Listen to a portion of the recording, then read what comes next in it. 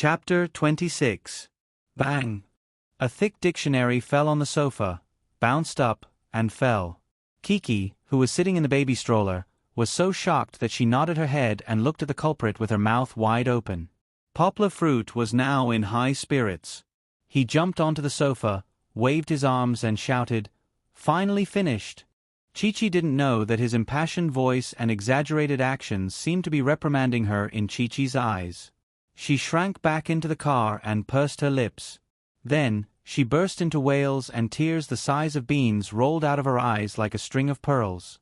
Kiki was usually very obedient and didn't cry much, but Poplar Fruit wasn't naive enough to think that she wouldn't cry. Because once Kiki cried, it would be earth-shattering and earth-shattering.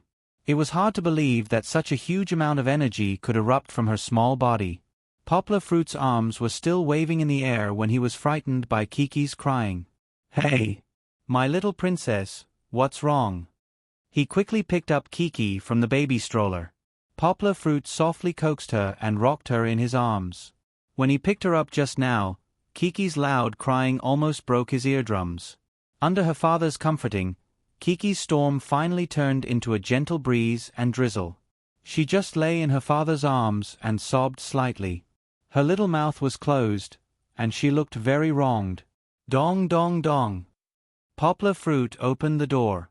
It was Fong Wenjing. "Poplar Fruit, what's wrong with Kiki?" Fong Wenjing asked. "I just heard her crying next door, and I thought something happened." No, maybe I scared her just now and she cried." Yong smiled bitterly. Kiki's voice was too penetrating. Fortunately, she wasn't like other children who treated crying as a daily task. Otherwise, the whole building wouldn't be peaceful. "Sister Fong, aren't you in the store?" Poplar Fruit asked curiously. "Oh, I just came back to get something." Fong Wenjing smiled. "If that's the case, then Sister Fong, I'll leave you to it. I'm really sorry for troubling you." Poplar Fruit patted Kiki's back. She had stopped crying, but her breathing was still a little rapid. "Well, if there's anything you can't solve, remember to tell us." After Fong Wenjing finished, she waved at Poplar Fruit and went downstairs. "Oh, okay, thank you. Take care, Sister Fong." Poplar Fruit watched Fong Wenjing leave before returning. "Kiki, why did you suddenly cry?" Poplar Fruit asked as he wiped the tears off Kiki's face with a wet towel. Kiki naturally didn't understand, but she kept her mouth shut and looked at Poplar Fruit with her big eyes. Her eyes were filled with hidden bitterness. "Okay. It's Daddy's fault, Daddy's fault." Poplar Fruit was stared at by Kiki like this, and his forehead was covered in cold sweat. He reached out his hand to cover Kiki's eyes, then put it down, covered it again, and put it down again. When Kiki's eyes were covered, she would be stunned for a moment. After a few times, she finally smiled, and her big eyes turned into two crescent moons.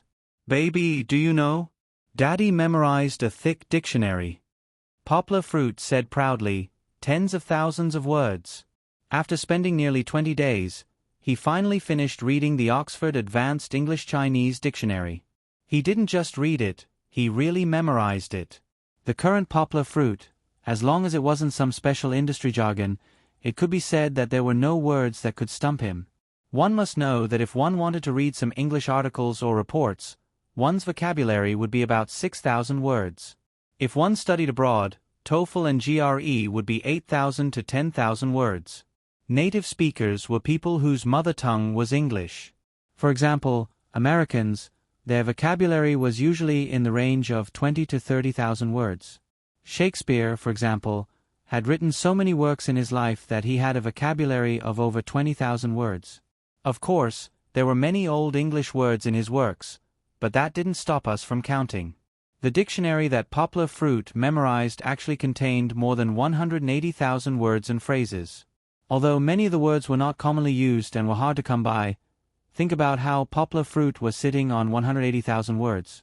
What kind of situation would it be if he had a vocabulary of 180,000 words? In terms of vocabulary, even Shakespeare would be left behind by him by a few streets. Of course, vocabulary was only the foundation of learning English. If one's grammar was not up to standard and did not know how to use it, it would be useless. China's English teaching had been developing towards Chinglish.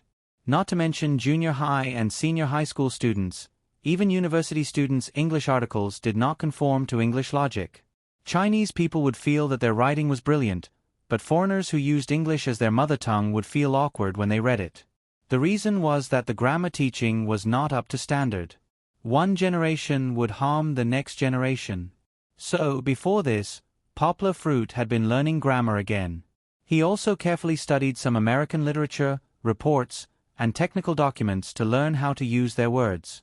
If Poplar Fruit's English was at the level of an undergraduate, then now, he was at the level of a professor. He only lacked practical experience now. In the afternoon, Poplar Fruit climbed out of bed, washed his face, and sat in front of the computer in the living room. He turned on the computer and clicked on Cinda Translation Company's website from his bookmarks. He logged into his registered translator account. Cinda Translation Company's account registration required one to provide real personal information. But the company would help the translator to keep this information confidential. This way, it would be easier for them to verify the translator's identity and ensure that the translator's information would not be leaked. Of course, the most important thing was that other translation companies could not find out if their employees were working part-time in the company. Most of the time, the translators used their own nicknames. Poplar Fruit still used his vulgar nickname, Condor Hero. This account was the lowest level of apprentice translator. But Poplar Fruit did not mind. This was because he could skip the gold, silver, and bronze examinations. She did not need to work so hard to become a translator and go through so much trouble. As long as he had the ability, he could take the higher examinations any time. Poplar Fruit clicked on Participate in the Gold Medal Translator Assessment and saw a new page appear on the web page. The new page was very simple. There was a bar that separated the page into two levels.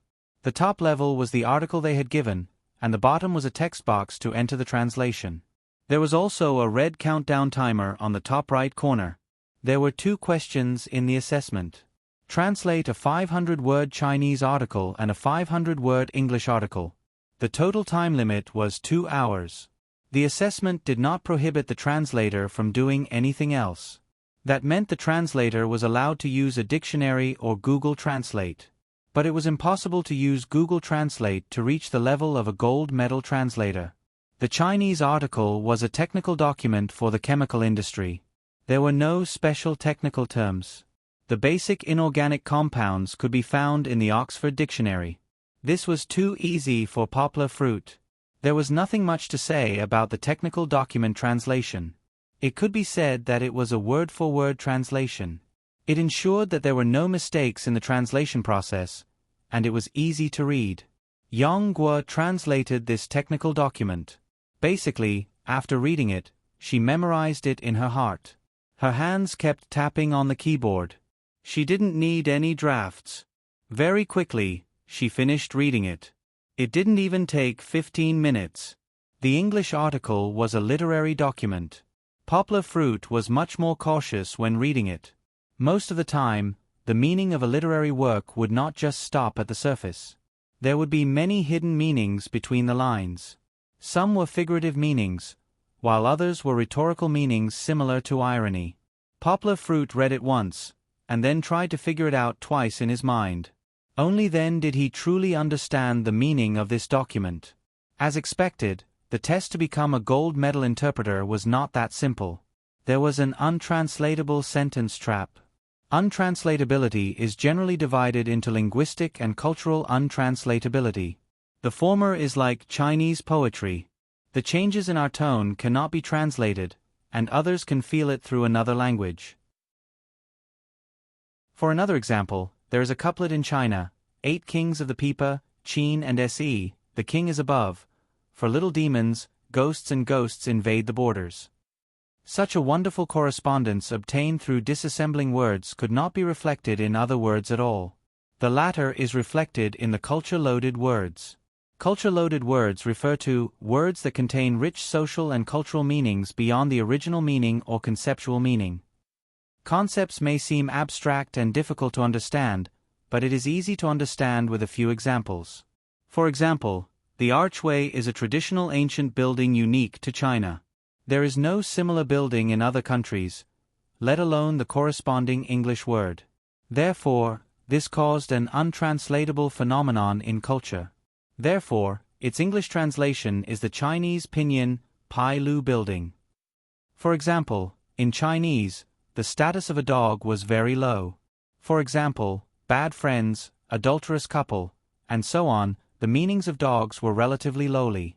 However, in English, dogs were considered to have a positive connotation. Therefore, this caused an impossible phenomenon. There was a sentence in the article that said, "You can't make a Mercurio Fevrolog." This sentence could be translated as, "You can't just carve a wind god out of any random wood." However, such a translation is inexplicable. Mercury is the god of wind in Greek myths and legends. It has a deeper meaning here. The statue of the god of wind can only be carved out of boxwood. Generally speaking, translators who do not fully understand this allusion will reluctantly translate it.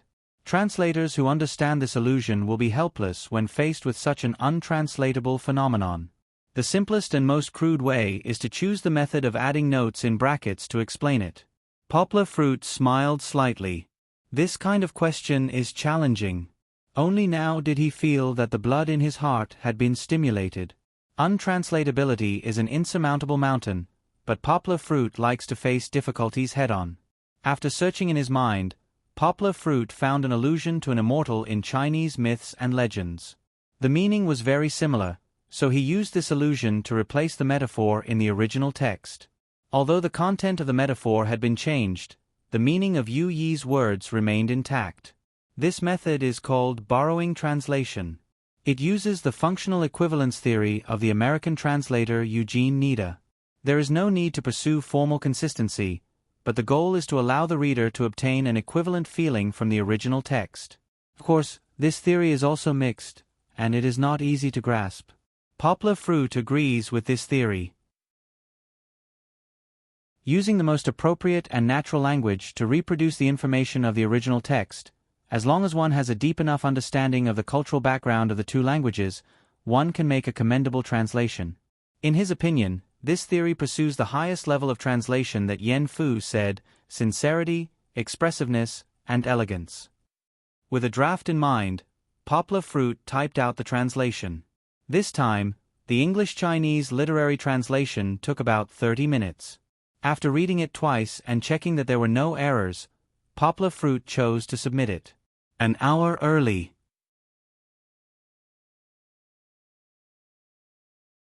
Chapter 27. Sai. In a building in Xiancheng, a long sigh passed through the thin wooden door, causing the secretaries outside to discuss. In the office, Yao Dehua scratched his head, which did not have much hair to begin with. He was filled with worries and did not know who to talk to. It's been more than 5 months. Why isn't there a new gold medal translator? Yao Dehua lamented in his heart.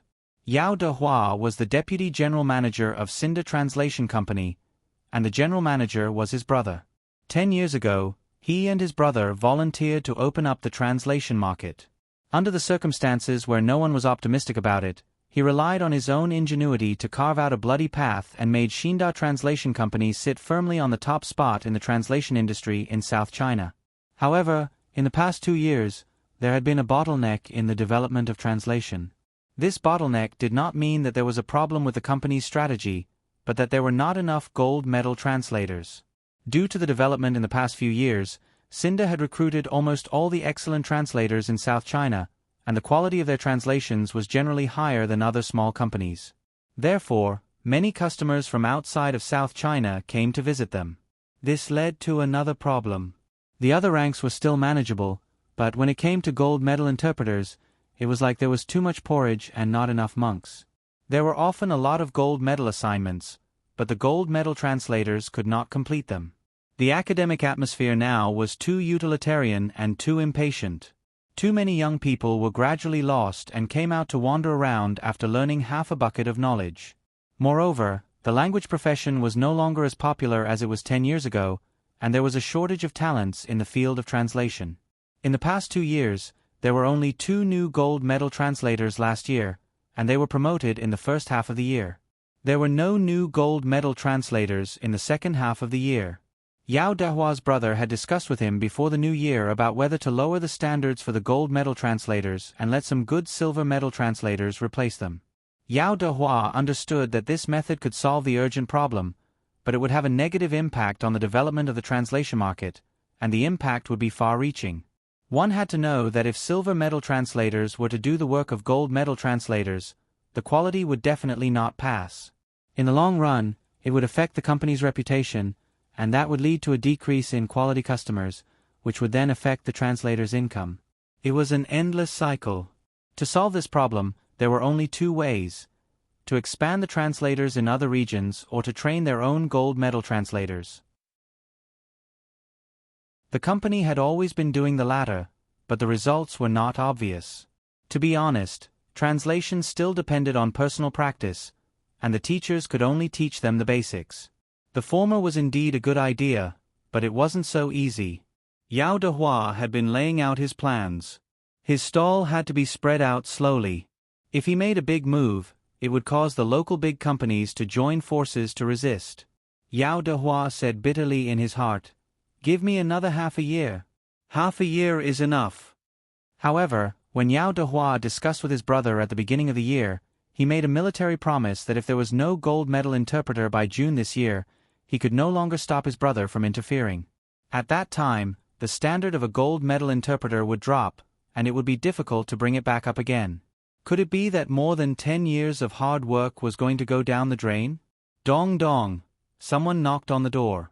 "Come in," Yao Dehua said as he ran his right hand through his hair. A beautiful woman with a slim figure walked in. She was his secretary who was in charge of managing the interpreters. "Boss, Mr. Wu from the translation department wants to see you." The secretary's voice was crisp and pleasant, like an oriole in the forest. Yao Dehua stood up and asked excitedly, "Is there a new gold medal interpreter?" Wu Pings from the translation department was one of the 3 gold medal interpreters in the department, and he was in charge of the assessment of the gold medal interpreters. What he meant by assessment was that other employees would help to erase the answers that were not up to standard, and the rest would be left for them to mark. The secretary shook her head and smiled. Mr. Wu did not say anything over the phone, but he sounded very happy. There should be good news. Yao Dehua rushed over excitedly. The translation department was the department that Yao Dehua had been in the most for the past few months, and all the employees were used to seeing him. Yao Dehua did not have the time to respond to the greetings of the employees as he went straight into Wu Ping's office. When Yao Dehua pushed open the door, he saw the 3 gold medal interpreters surrounding a computer. They were nodding their heads in admiration, and they did not even notice Yao Dehua's arrival. These bunch of nerds. Yao Dehua thought it was funny, but he still respected these people very much. They were the pillars of the company.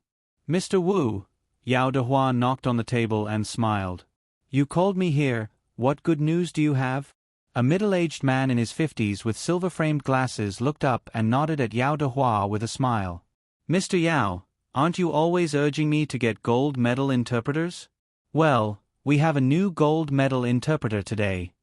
Yao Dehua suppressed the excitement in his heart and asked, "Really?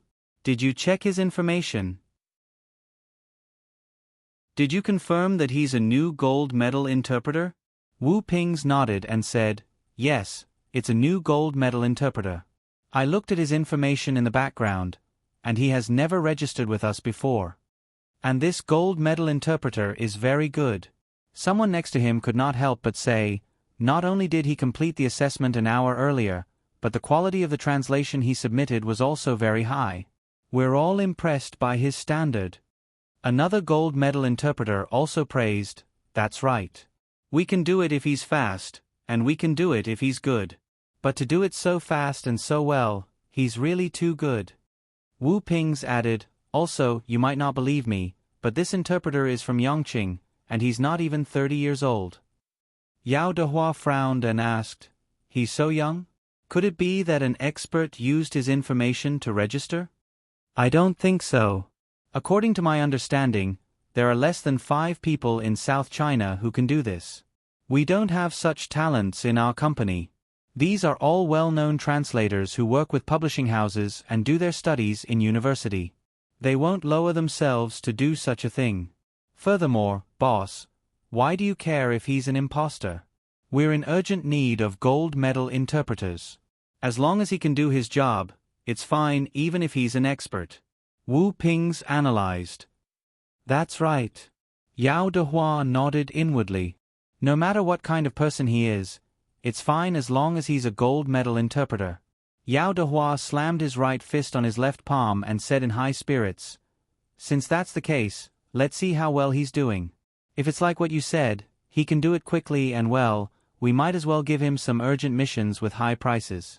As long as we don't lack manpower in the translation department, I can carry out my a single Spock plan." On the other hand, Poplar Fruit closed the browser after he finished the test. Since Cinda Translation Company wouldn't review it so quickly, he might as well look at it at night. He stood up and stretched his body before opening the door to check on Kiki. Mosquito. There was a large black mosquito biting Kiki's arm. Its stomach was bulging, and it seemed to have sucked a lot of blood. Poplar Fruit's eyes nearly popped out of their sockets as his heart burned with rage. He quickly walked over to the crib and waved his hand to startle the mosquito. The mosquito buzzed and flew up. "How can I let you run away?" Poplar Fruit's eyes were sharp and his hands were fast. He clapped his hands hard in the air, and his palms hurt. He didn't even need to look to know that they were red. The mosquito was flattened by Poplar Fruit, and the blood it sucked splashed onto his hands. Looking at the place where the mosquito bit Kiki's white and tender arm was bitten by the mosquito, it was very conspicuous. Poplar Fruit's heart ached, but his hands were stained with blood and the remains of the mosquito. He could only go to the toilet to wash them. Wah!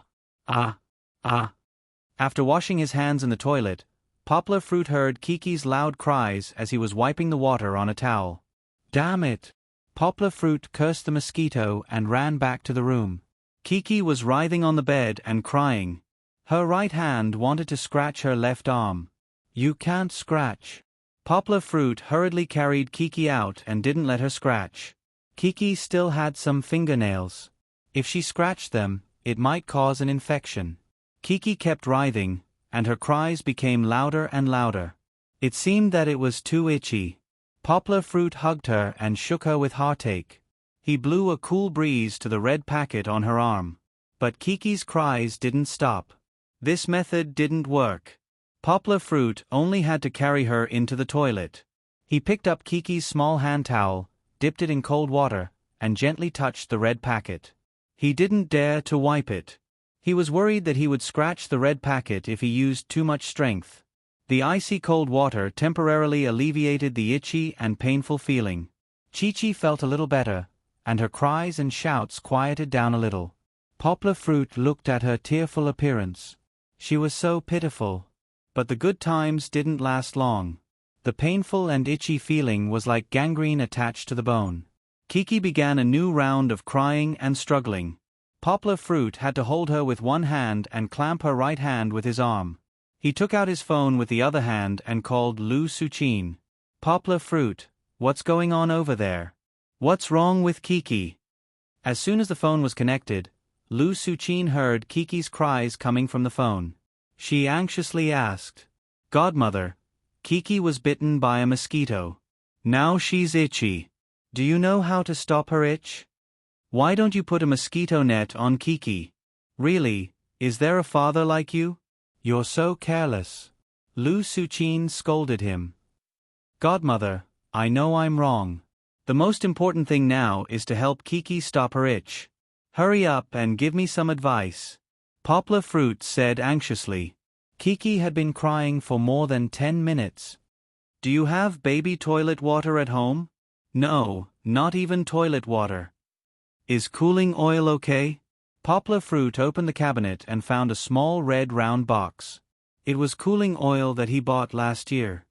"You can't use cooling oil. Kiki is too young." "Then what should I do?" Poplar Fruit asked with a sad face. "What kind of father are you? Don't you even have toilet water at home? Lu Suchin scolded him and continued to give advice. Go get soap and apply it. It'll be fine in a while. Poplar Fruit quickly ran back to the bathroom. He put his phone aside and pinched a bar of soap. He turned on the tap and dipped it in water. Then he gently applied it on Kiki's arm. Kiki cried as she looked at her hand. After a while, the red packet began to fade a little. The pain and itch probably also subsided. Kiki finally slowed down her crying and gradually calmed down. Poplar Fruit touched Kiki's skin near the mosquito bites. His heart ached as he said to her, "It's all Daddy's fault. I didn't notice the mosquito." Kiki pouted and sniffled. It's been raining recently and the weather is very hot. The mosquitoes are starting to run wild. Daddy Yang, you have to quickly protect Kiki's delicate skin.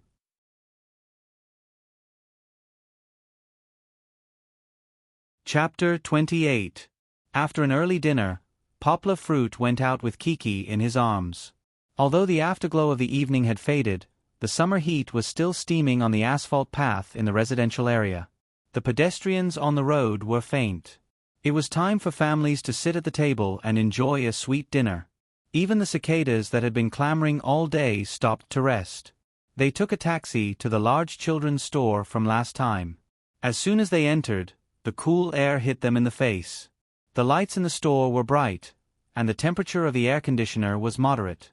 It made people feel comfortable walking in, but it was not too cold and irritating to the skin. The new receptionist at the front desk smiled and nodded at Poplar Fruit, who was carrying Kiki. The service was still so warm. Poplar Fruit found a receptionist in the shopping area and asked her what he should buy to reduce the swelling and mosquito repellent on Kiki's red packet.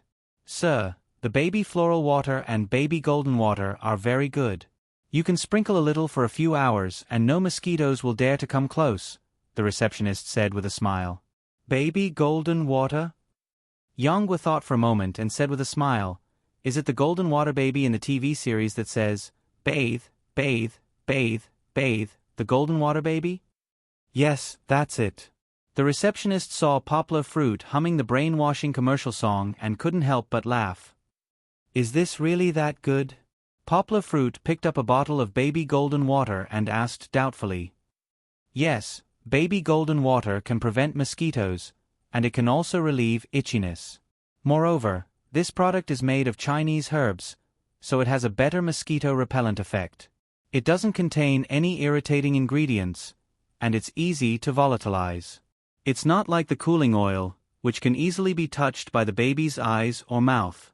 It can better protect your baby's skin," the receptionist explained. "Then how do I use this? Do I pour a little in when I shower?" Poplar Fruit glanced at the introduction. It was similar to what the receptionist said. He hoped that it really had such a good effect. "Your baby should be less than a year old, right?" The receptionist looked at Kiki and asked. Poplar Fruit nudged Kiki and said with a smile, "It hasn't even been a month." "Then you can pour about half a bottle cap into the bathwater before bathing her. Just bathe her like you usually do.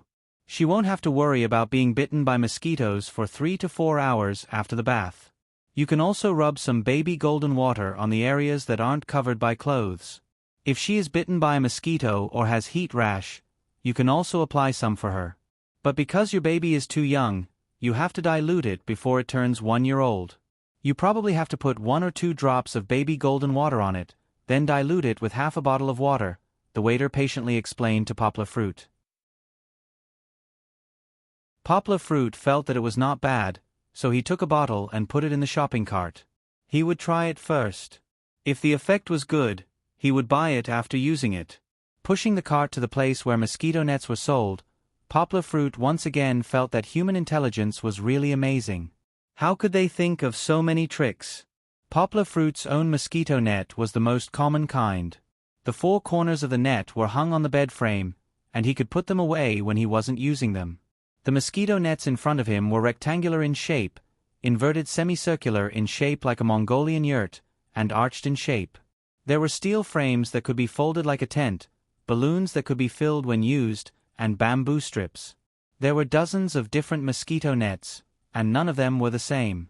Poplar Fruit immediately took a fancy to a mosquito net that was buckled like a pot lid in the baby's crib. He looked at the description and saw that the steel frame could be folded like an umbrella. But when he saw this, Poplar Fruit frowned. It could be folded like an umbrella. What if Kiki was sleeping and its buckle wasn't fastened properly and it suddenly popped open? Then the spring folded the steel frame and scratched or pricked Kiki.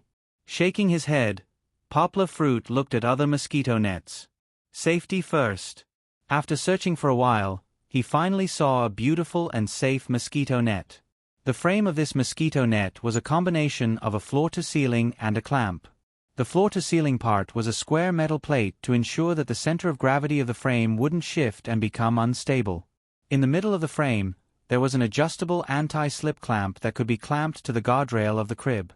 This way, the frame of the mosquito net and the crib were connected as a whole. The mosquito net at the top of the frame was in the shape of a round embroidered flower. When it was spread down, it felt like a palace veil. "This is for my little princess," Poplar Fruit praised in his heart. Picking a mosquito net with yellow lace that matched the crib color at home, Poplar Fruit asked the waiter to help pack it up. The mosquito net and the frame that hadn't been assembled yet were placed in a long box. It weighed more than 20 kilograms. After paying the bill, Poplar Fruit picked it up and left.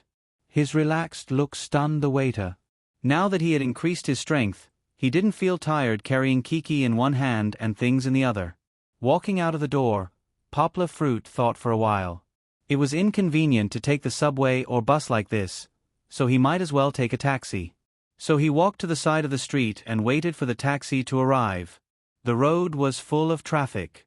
The sound of horns, the sound of engines, and the noise of pedestrians intertwined into a majestic symphony.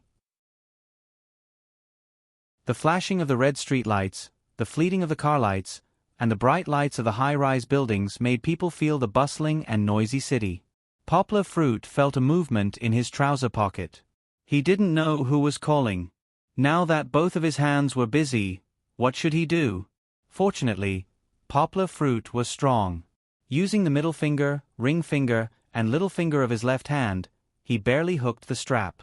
Then, with the other two fingers, he took out the phone from his trouser pocket. He swiped the lock screen, lifted it up, and clamped it between his neck and shoulder. The call went through. It was that bastard Song Jiwen. He really knew how to pick the time to call. "Hey, old fruit, where are you now? Why is it so noisy?" "Just now, a car roared by on the road. I'm outside buying things for Kiki. What do you want?" Poplar Fruit said loudly. "Not now. I'll come to find you after work tomorrow. I'll tell you then." "Okay, I'm not free now. Let's talk tomorrow." The phone hung up. Poplar Fruit was about to take the phone off his neck when suddenly, a horn sounded beside him. Beep. The horn was screaming, and the sound was getting closer and closer. Poplar Fruit's heart skipped a beat, and he subconsciously took 2 steps back. Just as he stepped aside, a motorcycle roared past Poplar Fruit. A man with yellow hair on the motorcycle turned his head and cursed, "Mother asterisk cur, do you know how to watch the road?" This was the sidewalk. "How dare you break the traffic rules and shout like that?" Poplar Fruit was furious, but the motorcycle was already far away. Soon, he could only see its blood-red tail lights. Poplar Fruit frowned. Now that he was holding Kiki, even if he was angry, he could only let it go. F***CK. My phone. Poplar Fruit just reacted. Just now, when he moved back, his neck and shoulder loosened, and the phone rolled to the ground. Where's the phone? The ground was empty, and there was only a sewer opening. No way. It fell in. Poplar Fruit's eyelids twitched, and he squatted down to take a look. Although the sewer opening was sealed with steel, the gap in the middle was still big enough for a phone to slip through. Poplar Fruit couldn't see anything, and only heard the sound of water flowing. It was gone just like that? Not to mention whether it was possible to fish out the phone in such a turbulent current. Even if it was possible, it would have been damaged by the water. Poplar Fruit punched the tree next to him with his left fist. Under the heavy punch, the tree swayed slightly. Ignoring the pain, Poplar Fruit's heart was full of regret. This phone meant a lot to him. This was the iPhone 4 that Lu Yunran bought for him with her first month's salary after she started working. It replaced the Nokia that Poplar Fruit had used for 4 years. It was the most precious gift that Poplar Fruit had ever received. This precious didn't refer to its price, but the heavy heart. After Lu Yunran left, this phone became Poplar Fruit's last emotional sustenance. Looking at it, he would think of their sweet past. Sometimes at night, Yang Guo would secretly flip through the photos in the album. She would look at the time when the two of them were holding hands tightly, at the time when their faces were pressed tightly together, at the time when they hugged each other and walked on the road. Lu Yunran was gone, but she still filled Yang Guo's heart to the brim. Now, even you have to leave me? Poplar Fruit stared blankly at the dark sewer. Poplar Fruit sat in a taxi in a daze.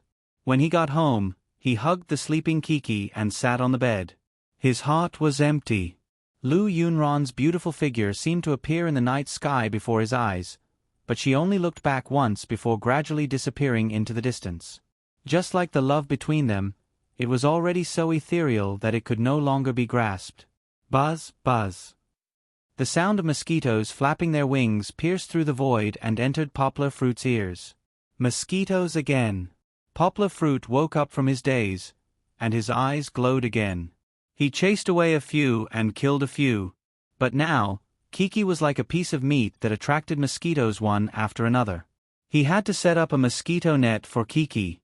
Poplar Fruit first followed the waiter's instructions. He diluted a little baby gold water and applied it on Kiki's exposed little arms and legs. Then, he carried her to lie on his bed and set up the mosquito net. After doing all this, Poplar Fruit crawled out and opened the box of the baby mosquito net. It's quite simple, Poplar Fruit muttered to himself as he looked at the instruction manual. He assembled a few sections of steel pipes and metal plates and propped them up against the crib. Then, he fastened the anti-slip clamp to the crib's guardrail and tightened the screws. Finally, he hung the mosquito net from the steel ring above. The yellow embroidered mosquito net draped down like a waterfall and enveloped the entire crib. Poplar Fruit clapped his hands in satisfaction. It was done. He carried Kiki into the crib and poked his head out to observe. After making sure that there were no mosquitoes hiding in the net, he retracted his head from the mosquito net. Chi-Chi could finally have a good night's sleep. Poplar Fruit was relieved. At this time, he was also secretly laughing at himself for not being able to see through her and not letting go. Since she had already left, it was better for him to live his life well. Why think so much? Back in the living room, Poplar Fruit turned on his computer and logged on to the Shinda Translation Company's website. A new message flashed in the background of the interpreter. He opened it and saw that he had passed the gold medal interpreter test. Yes. Poplar Fruit slapped the table happily. Poplar Fruit opened the gold medal interpreter's background and looked through it. Although the mission panel was not as dazzling as the trainee interpreters, there were still a lot of missions. Many of the missions were clearly priced above the minimum standard of 300 yuan per 1,000 words. Of course, these missions also had time limits or other requirements. Poplar Fruit planned to find a mission with fewer words to try and see if the reward could really be transferred to his card in time after completing the mission. Oh, that's right, it's not in my card. Poplar Fruit remembered that this system was developed in cooperation with Alibaba and used the Alipay system. Poplar Fruit's phone was the one that had just fallen into the sewer. Scratching his head, Poplar Fruit opened the Alipay website and changed the phone. For the time being, he would set it to the number that he used to work. He would change it back when he got his card back.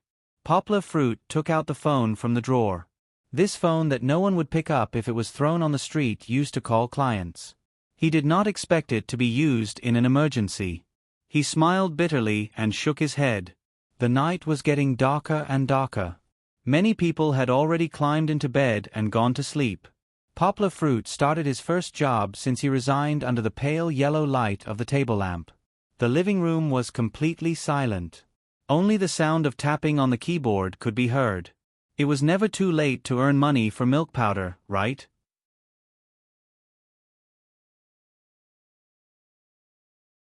Chapter 29. Early in the morning, Poplar Fruit jumped out of bed like a carp. Although he did not set the alarm, the good habits he had developed these days had become a natural reaction of his body. He woke up at the first glimmer of dawn. Last night, he stayed up until 1 o'clock in the morning and fed Kiki milk before going to bed. This morning, he could still wake up at 5 o'clock full of energy. This showed the wonders of Zhang Sonfeng's internal martial arts. As usual, he ran, practiced martial arts, and bought breakfast to eat at home. This kind of single life was a bit boring, but it was healthier and more leisurely than most people. Humming a little tune, Poplar Fruit made the milk powder. He carried Kiki to the balcony and looked at the scenery outside while feeding her. Poplar Fruit had a flash of inspiration. Should he play some classical music or children's songs for Kiki? He heard that it was good for the baby's brain development and for future early education. Ding dong. This was not the sound of the doorbell. Poplar Fruit's house did not have a doorbell at all. This was the sound of his phone's message notification. It had been a long time since he last used it. Poplar Fruit also thought for a while before he reacted. He picked up his phone from the coffee table and looked. There was money in his Alipay account.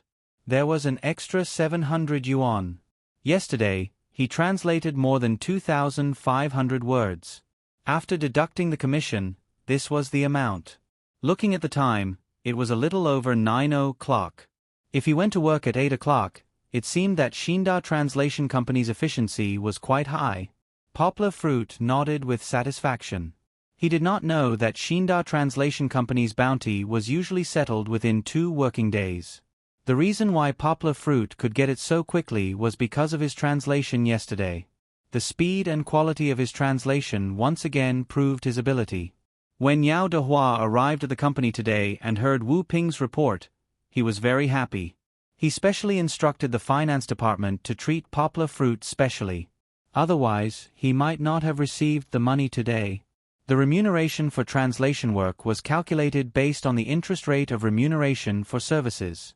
Although the personal income tax exemption had not yet been raised to 3,500 yuan, which would be officially implemented in September, Poplar Fruit's income had not yet reached 2,000 yuan, so he did not need to pay tax for the time being.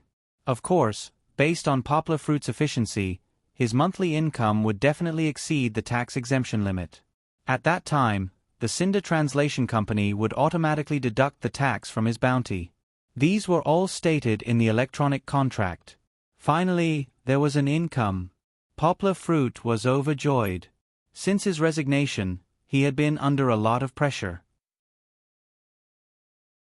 Whether it was Song Jiwen, his godmother, Lu Gillan and his wife, they all felt that Poplar Fruit's choice was too reckless.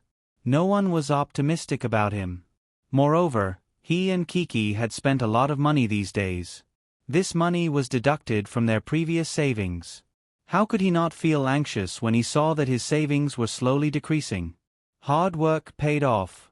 After a period of learning, he finally became a gold medal translator.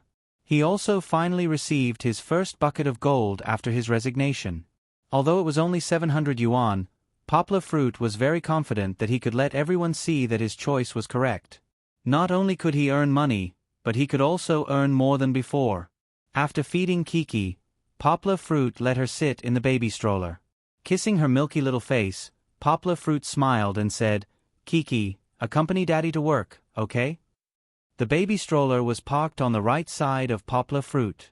Kiki could see her father, and Poplar Fruit could also look after her from time to time. Opening the web page, Poplar Fruit saw that the mission he completed yesterday had passed the review. He smiled, closed the historical mission, and clicked on the mission market interface. It seemed to be a little different. Poplar Fruit was a little surprised to see that the missions in the first few rows had become high-priced missions with a time limit. Could it be that there was a revision today? Poplar Fruit could not figure it out, so he stopped thinking about it. Anyway, it was just a change in the order of the missions, and it did not affect anything. However, Yang Wu didn't choose a mission like yesterday. She didn't choose a mission with fewer words and the lowest price. Since Xinda Translation Company was so generous with the rewards, then he would just do the missions in the first row. These missions with 1,000 words cost more than 300 yuan. If Poplar Fruit wanted to earn money, these missions were the most suitable for him. The time limit for other translators would increase the difficulty, but for Poplar Fruit, it was just a piece of cake. This was because his translation speed was very fast. Others needed to flip through the dictionary to find information, but Poplar Fruit only needed to take a look to understand what it meant. How could it not be fast?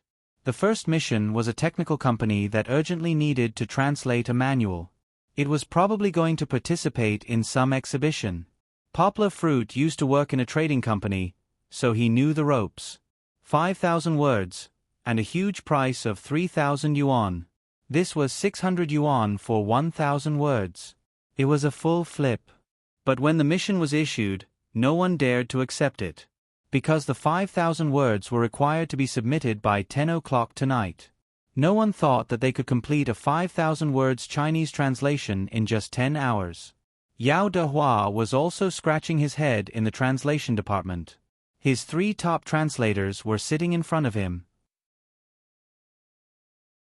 Should he split the 5,000 words and let the 3 of them work on it? Yao Dehua was a little hesitant. This was a helpless move to complete the mission on time, but it would also cause the entire translation to read in different styles. "Boss," a secretary knocked on the door and came in saying, "The Eagle Hero has accepted the mission." Although this sounded a little funny, it was like a shot of adrenaline, making Yao Dehua feel refreshed. Wu Pings rushed in front of him and said excitedly, "Boss, that's great. If it's the Eagle Hero, then this mission will definitely be a success." Yao Dehua also nodded excitedly. In his hand, he was still holding Poplar Fruit's report from yesterday. More than 2,500 words in 4 hours. Poplar Fruit also hesitated for a while before accepting the mission. It would be a pig's head if he didn't take the money. It's fine if it's hard work, but translating this 5,000 words manual can earn him 3,000 yuan. How many days of hard work did he have to work to earn that amount? It's time to work. Poplar Fruit turned off the speaker and looked at Kiki. She didn't protest. She just sat quietly in the baby stroller and looked at her father. Opening the document, it was the same old routine. Poplar Fruit slowly read the manual. It took him 15 minutes to memorize the 5,000 words. Then, he scanned it again to make sure that his memory was correct. Poplar Fruit closed the document. Then, he closed his eyes and began to draft the translation in his mind. Every time he flipped through 1,000 words, he would open his eyes and type out the translation on a blank document. Every time Poplar Fruit's fingers flew on the keyboard and the rhythmic tapping sound rang out, Kiki raised her head in surprise. Her big eyes sparkled as she stared at her father. With her small brain, she couldn't understand what her father was doing. After an hour, Kiki couldn't bear it anymore and fell into a deep sleep. Poplar Fruit finished typing the 1,000th word, looked back, and smiled. He put down the keyboard, stood up, and bent down to pick up Kiki. After all, it was a little uncomfortable to sleep sitting in the stroller. Poplar Fruit carried her into the room, put her on the baby bed, covered her with a quilt, put down a mosquito net, and checked that the baby monitor was working properly. Then, he returned to the living room and continued to work. At noon, Song Jiwen ran over. He was here to deliver the household register to Poplar Fruit. Poplar Fruit took out the household register from the information bag. The dark red cover was flipped open. The first page was the household owner, Poplar Fruit's information. The second page was Kiki's information. The name was Yang Luochi. The right column indicated that the household owner or the relationship with the household owner was a daughter. "Ha ha," Song Jiwen laughed. "Now you can rest assured.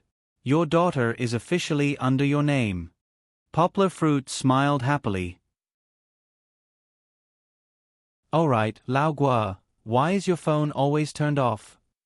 Song Jiwen shook his phone and asked, "I couldn't get through today." "Oh, I accidentally dropped my phone in the sewer yesterday.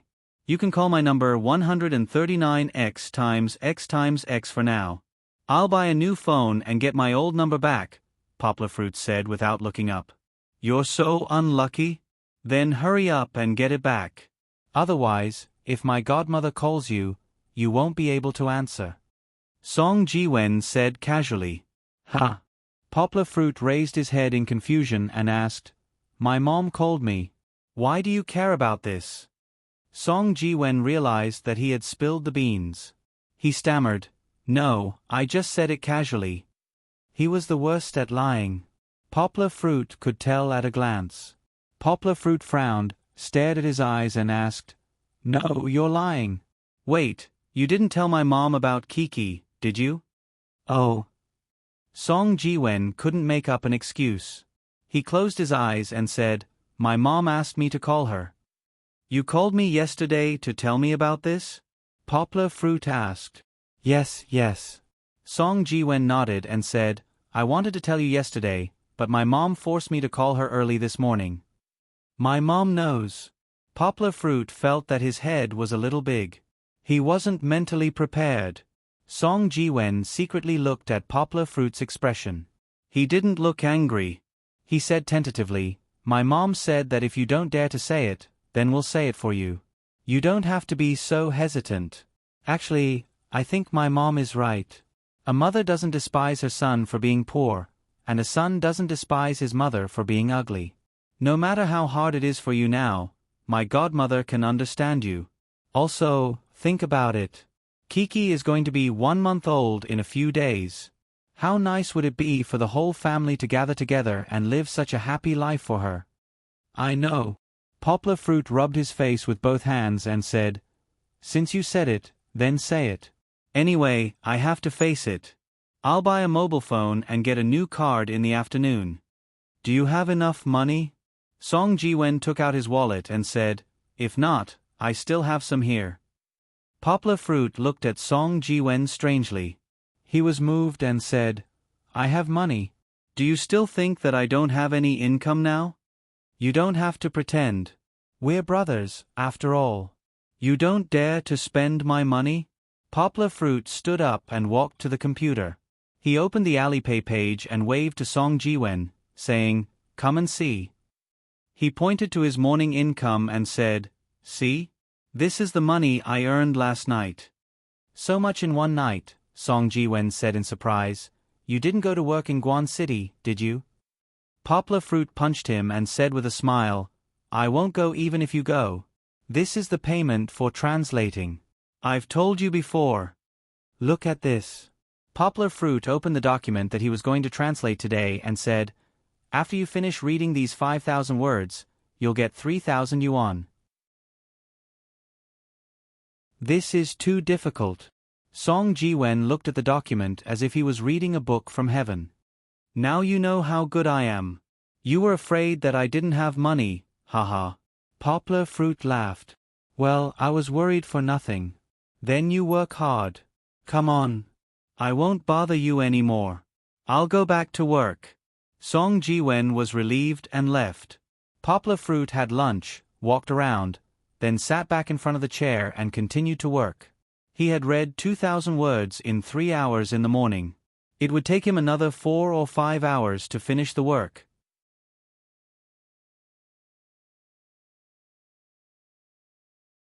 Chapter 30. It was almost 4 o'clock in the afternoon. Poplar Fruit raised his head to look at the time. Including the time he spent changing Kiki's diaper, he had translated another 2,000 words in the past 3 hours. He still had 1,000 words to go before he finished reading the entire book. No way. There wasn't enough time in the afternoon. Poplar Fruit knew that when Kiki woke up, he would have to give her a bath and massage.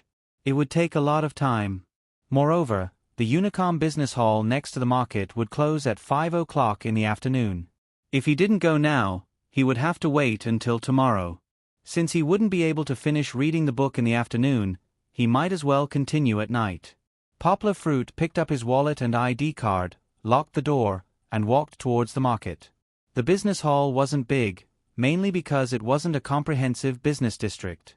There were only a few residential areas nearby, and it was also a bit remote. Even if it was built big, there wouldn't be many customers. As soon as Yanghua entered the door, she saw a few women gathered together in the business hall. She didn't know what they were talking about. Looking at their high spirits and beaming with joy, it seemed that they couldn't get rid of the word gossip. Seeing that there was a customer, a slightly older woman coughed twice. She was probably the manager. Hearing the coughing sound, the women quickly straightened up and hid the smiles on their faces. Their expressions changed so quickly that it could be seen how powerful the women's talent in acting was. Although these salespeople liked to be lazy, their service attitude towards Poplar Fruit was still very good. A young salesperson with a pretty face tidied her clothes and greeted him. "Sir, how can I help you?" The young salesperson's cheeks were slightly red. While speaking, her eyes secretly glanced at Poplar Fruit's face. However, she didn't dare to look into Poplar Fruit's eyes. "Is there something on my face?" Poplar Fruit was a bit uncomfortable under her gaze. He reached out and touched it. "It's quite clean. She's probably so careful because I found out that she was lazy." Poplar Fruit thought. "It's like this. I lost my phone yesterday. It wasn't stolen. It fell into the sewer and couldn't be retrieved. So, I want to replace my SIM card," said Poplar Fruit. "That's not a problem, sir. What's your phone number?" the young salesperson asked eloquently. Poplar Fruit read his phone number to her. Then, the young salesperson asked for his ID card. Poplar Fruit took it out of his wallet and handed it over. "Sir, please provide me with 4 numbers that you have dialed or received recently." After operating the computer for a while, the young salesman took out a pen and a piece of paper and pushed them in front of Poplar Fruit. Poplar Fruit thought for a while and filled in 4 phone numbers. This was too easy for him. He could even recite the phone numbers in his phone.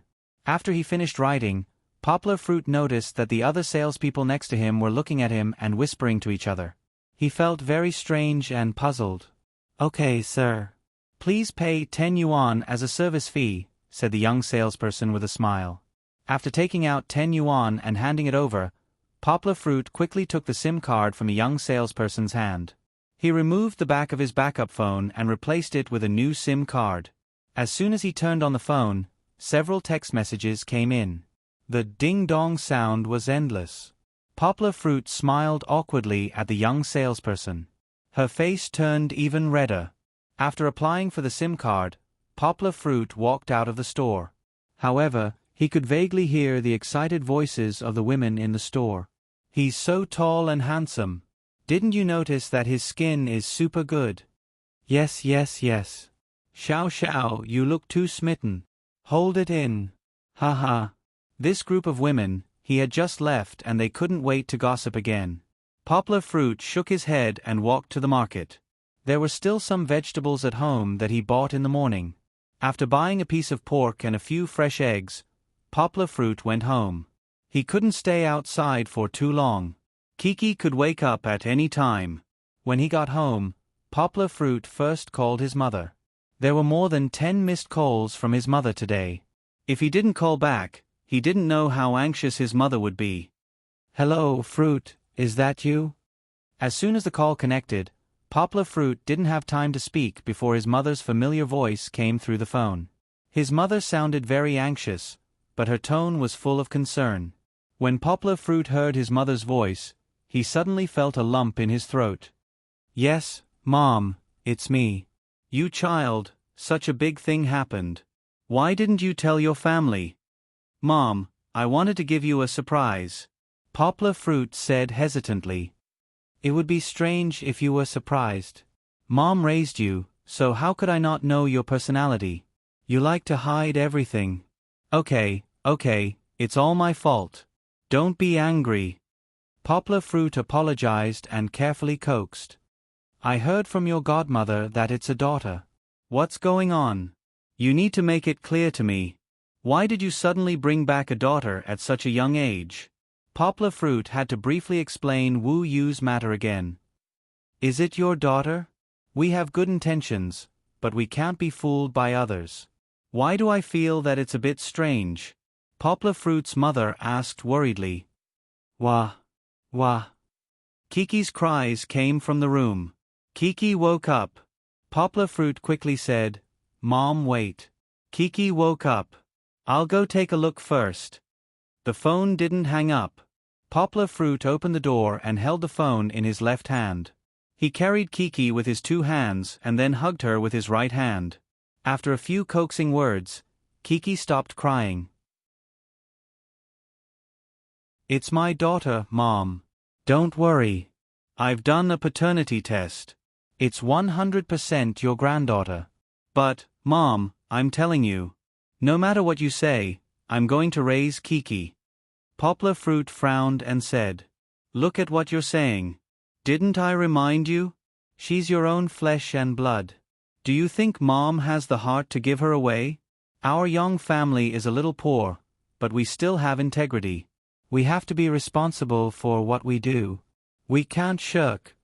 Okay, I know. Mom, you're the best. Poplar Fruit smiled.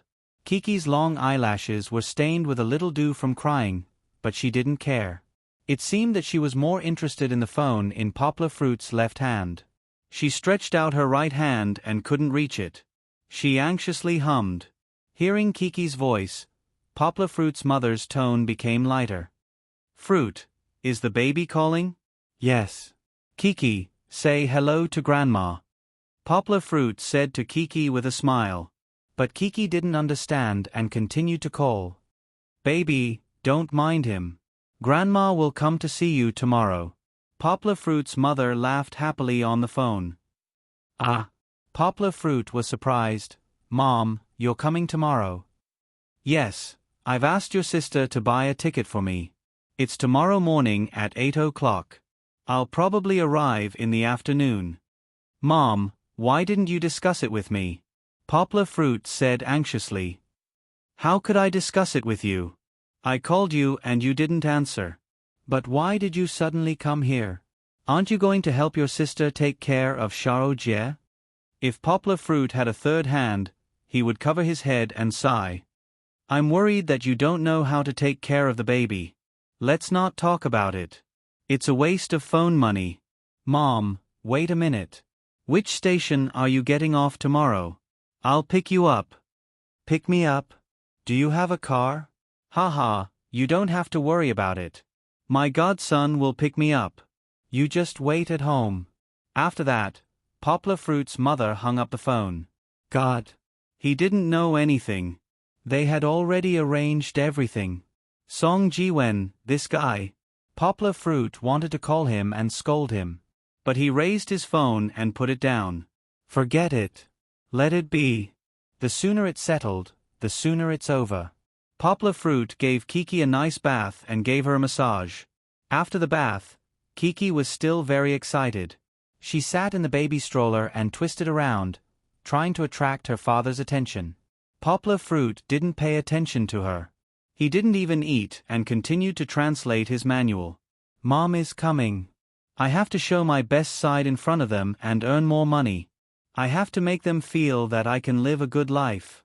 Poplar Fruit devoted himself to the translation of the remaining 1,000 words. This time, it took him less than an hour. Poplar Fruit spent another half an hour to read his translation twice.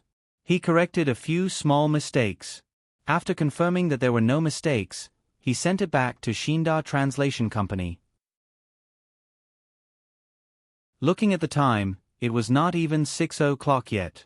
Poplar Fruit was still very satisfied with the completion of the task 4 hours earlier. He didn't know that his completion of the task would shock Yao Dehua, Wu Pings, and the others who were working overtime in the company. He was now busy preparing milk for Kiki. Her father ignored her for more than an hour. This made Kiki very angry. She pouted and stared at him, refusing to open her mouth. How could a child who wasn't even a month old have such rich expressions? Poplar Fruit didn't raise other children. He didn't know that Kiki was outstanding. Instead, he had a headache now. The pacifier was already at her mouth, but Kiki still refused to let go. Poplar Fruit could only sing nursery rhymes for her. He racked his brains to recall the nursery rhymes he learned when he was young. I found a penny on the side of the road. I handed it to the policeman uncle. Goodbye, uncle. Goodbye, uncle. No, change it. Little rabbit, be good. Open the door. Open it quickly. I want to come in. I won't open it. I won't open it. Mommy hasn't come back yet. I won't open it no matter who comes. No, change it. A little girl picking mushrooms, carrying a big bamboo basket. Poplar Fruit forgot the lyrics. At this time, Kiki's eyes began to show a little smile. There's hope. Sing another one. Twinkle, twinkle, twinkle, the sky is full of little stars hanging in the sky. They are like many little eyes. Poplar Fruit shook his head. His eyes followed the rhythm and blinked at Kiki. Hee hee.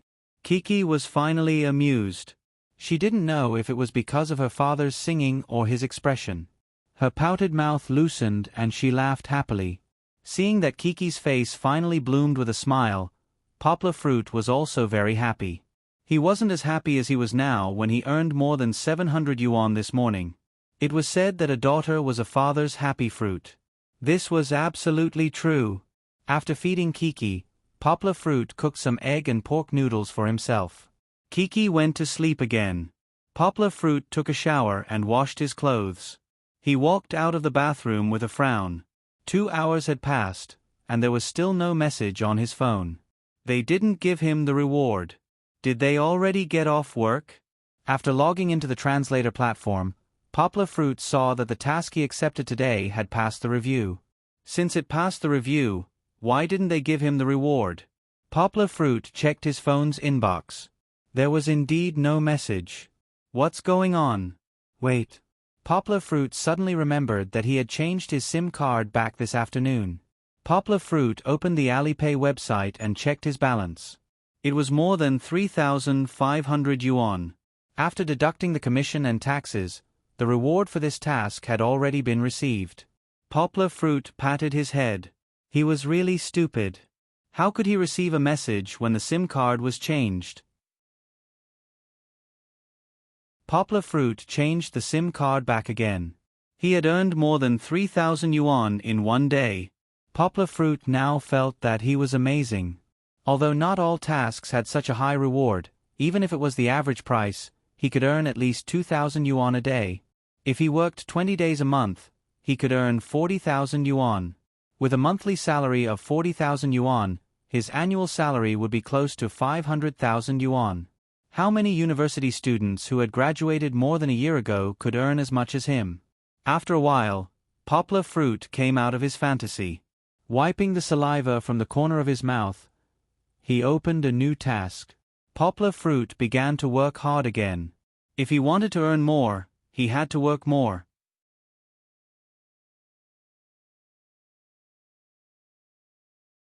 Chapter 31. Click, click. Poplar Fruit moved the cursor to the confirm button and gently tapped the mouse in his hand. Done. Poplar Fruit stood up from the chair and made himself a cup of bilyuakun with satisfaction. Due to the conditions, Poplar Fruit could only make tea in a big cup, but it didn't affect his mood to taste the tea. Walking to the edge of the balcony, Yonggwa fondly stroked the pot of devil's ivy that he still carefully took care of even though it had changed. He blew on the cup of hot water, and the tea leaves that were curled up like hair snails gradually stopped their spiral dance and settled at the bottom, leaving only the bright green tea liquid. He took a sip and the tea liquid rolled down his tongue into his throat. Then, the fresh and sweet taste bloomed in his taste gland. Poplar Fruit leaned against the railing and looked into the distance. He felt that everything in Guangzhou was good, except the sky was too ugly. The clouds were like a rag that wiped the table but didn't have time to clean it. It was gray and black. The sky above the city in the distance was gray as if it was shrouded in haze. The sunlight was blocked during this period and the scattered halos were not as beautiful. Yonggwa missed the sky of her hometown. There was no heavy pollution from heavy industry, and there wasn't too much car exhaust emissions. She could see the vast and boundless blue sky when she raised her head. Her mood must have been incomparably comfortable. Right now, Guangzhou, Shanghai, and Beijing were still desperately expanding. Even though many heavy industrial factories had moved to areas outside of the Pearl River Delta, more polluting enterprises were reborn every day, taking root in the big cities. They only wanted the big opportunities and benefits of the big cities. This situation was very similar to the capital of Yingjili in the early 20th century. He just didn't know if these three big cities would suffer the same fate as Fog City in the future. Now it seemed that the haze that was difficult to control was not far away. Poplar Fruit shook his head and stopped thinking. This was not something he could worry about. He took a sip of tea and returned to the living room. Ding dong. His phone beeped with a message notification. Poplar Fruit looked at it and smiled. Yesterday, he had worked until 2 in the morning before going to bed. Today, after breakfast, he translated until 1 in the morning. After nearly 10 hours of work, he translated more than 7,000 words. Finally, he received a reward of more than 3,000 yuan. This time, the task wasn't as urgent as yesterday's.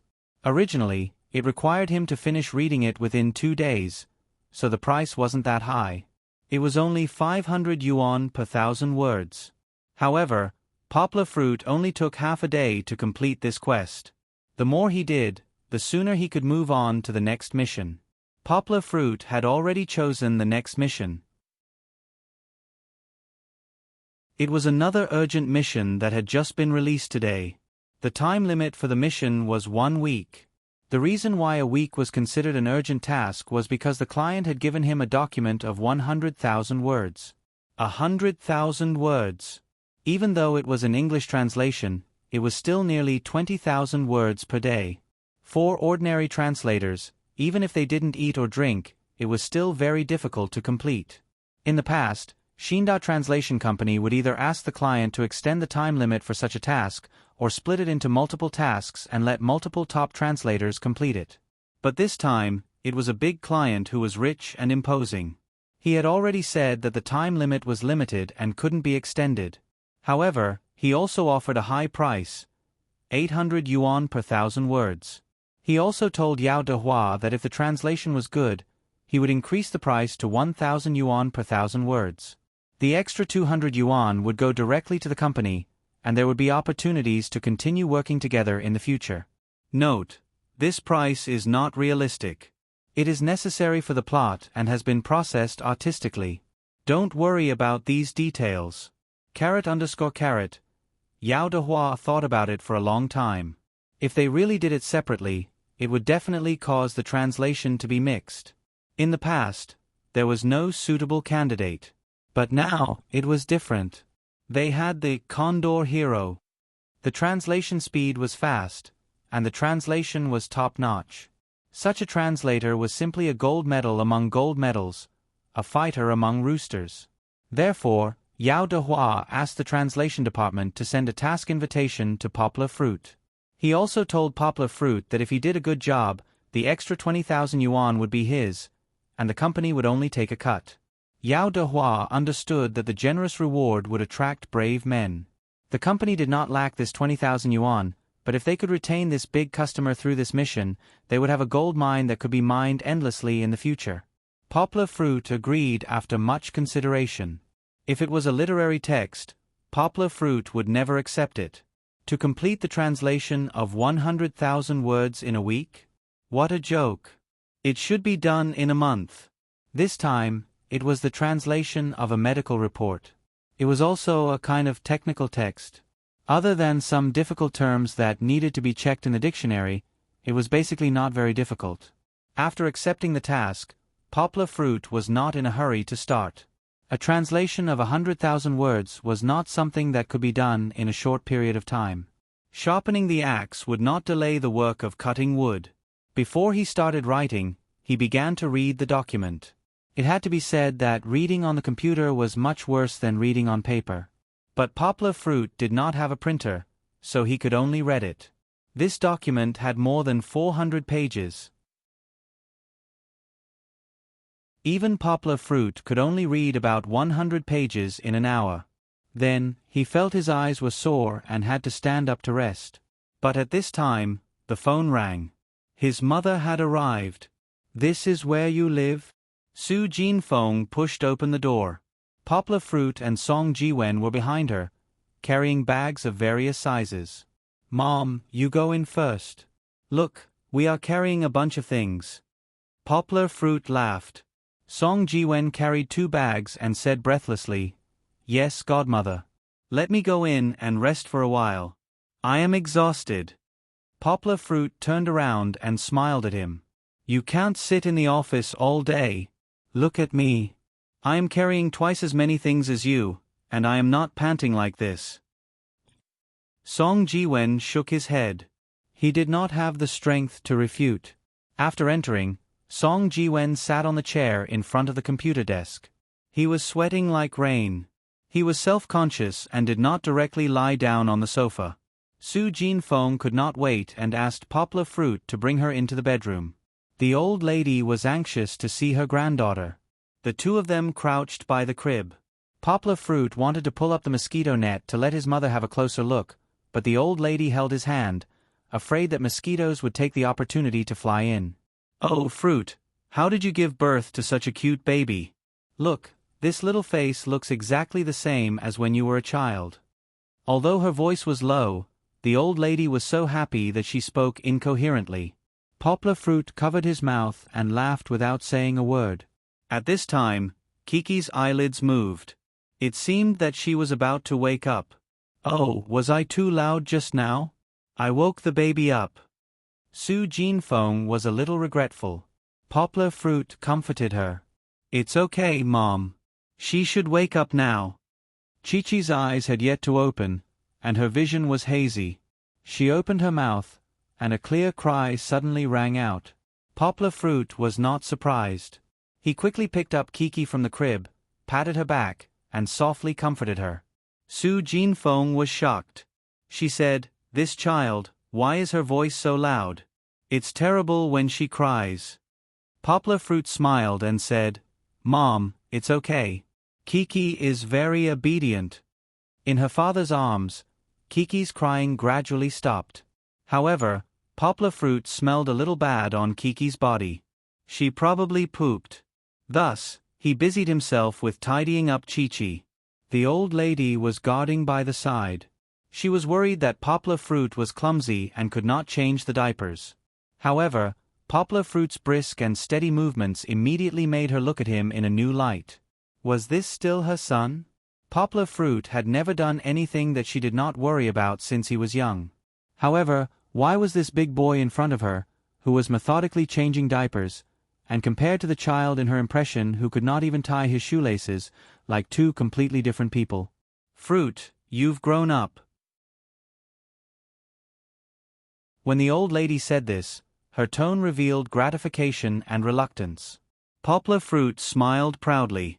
When he was changing diapers just now, he intentionally showed off his skills. Sure enough, he immediately reaped the results. The old lady took Kiki from Poplar Fruit's hands and observed her tenderly. Kiki was also very quiet, but her eyes were still fixed on Poplar Fruit. She did not behave differently when she was being held by Su Jinfeng compared to when she was being held by Lu Suqin.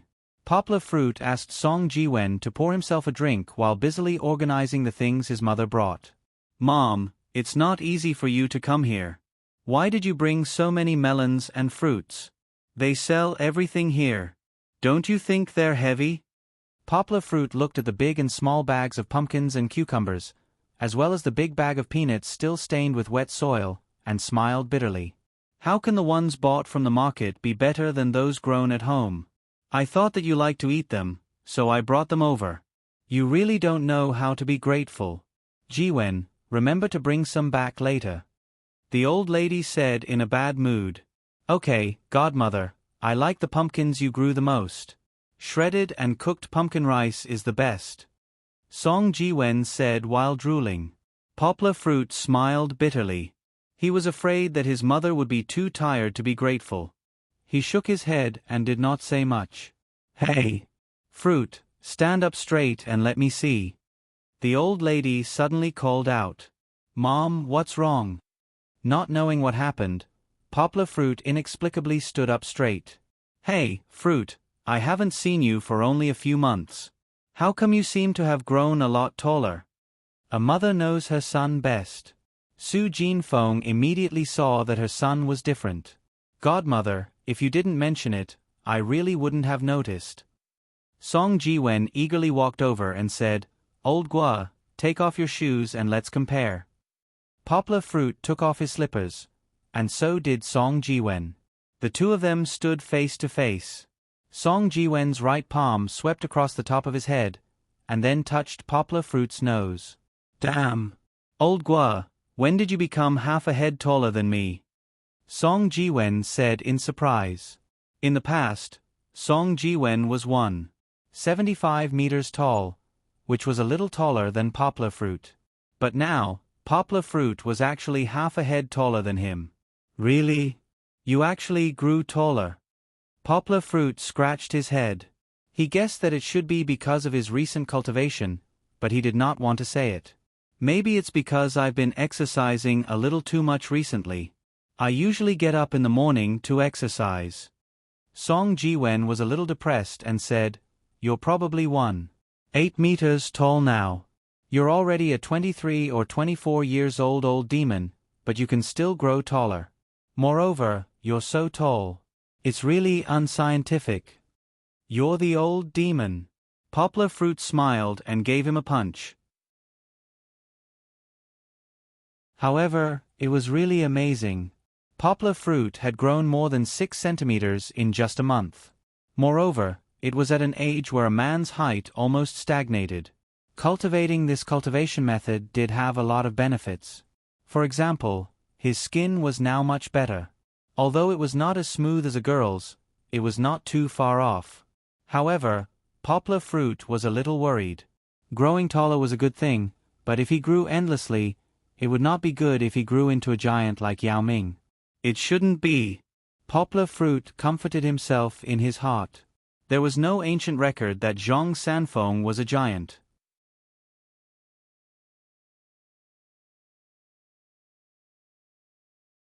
Chapter 32. Song Jiwen went back after sitting for a while.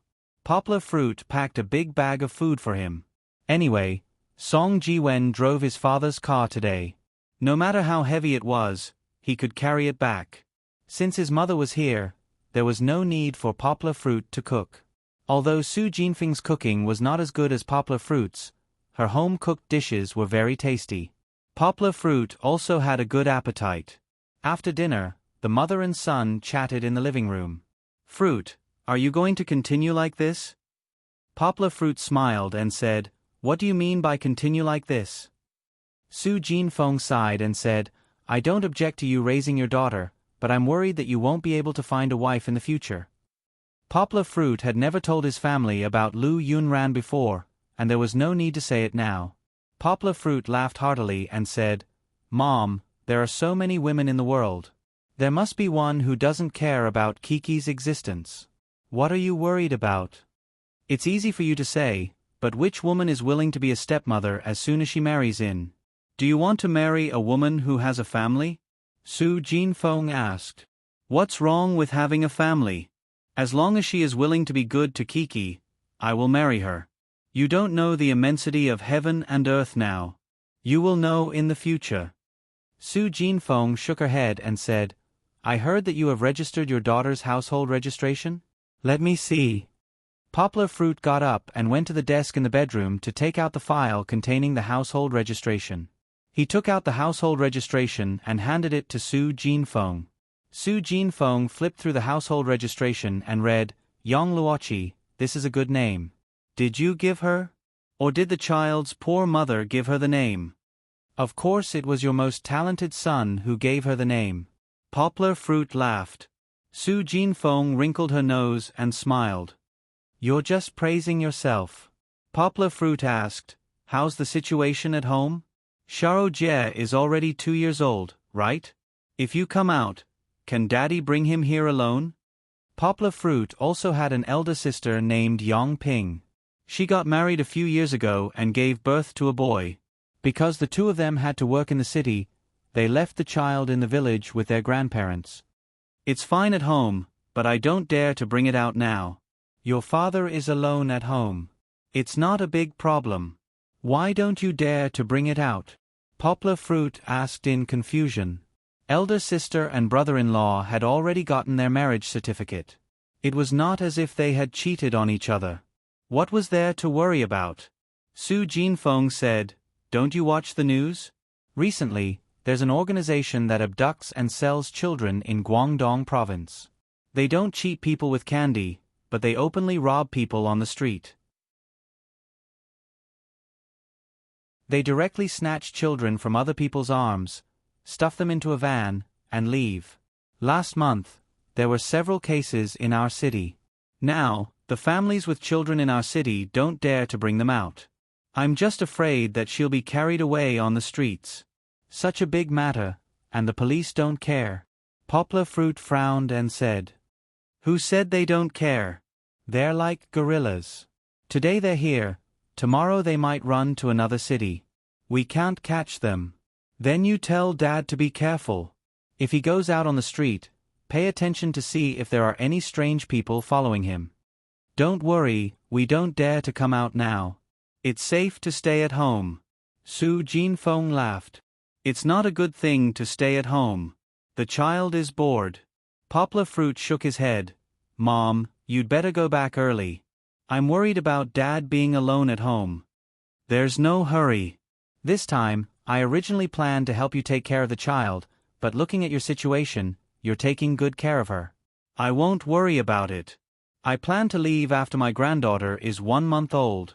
Su Jinfeng waved her hand and said, "Okay, then you can stay here for a few days. You can sleep in my bedroom. I'll sleep on the sofa in the living room." Poplar Fruit said, "There's no need to change. I'll sleep on the sofa." Su Jinfeng said indifferently, "No, with your body, it's not comfortable to sleep on the sofa. You should sleep on the bed. I'm young. It's okay to sleep on the sofa." Poplar Fruit changed a new quilt for her and then took his quilt out. "Why do you have to make it so troublesome?" Su Jinfeng said. She was stubborn, but her heart was as sweet as honey.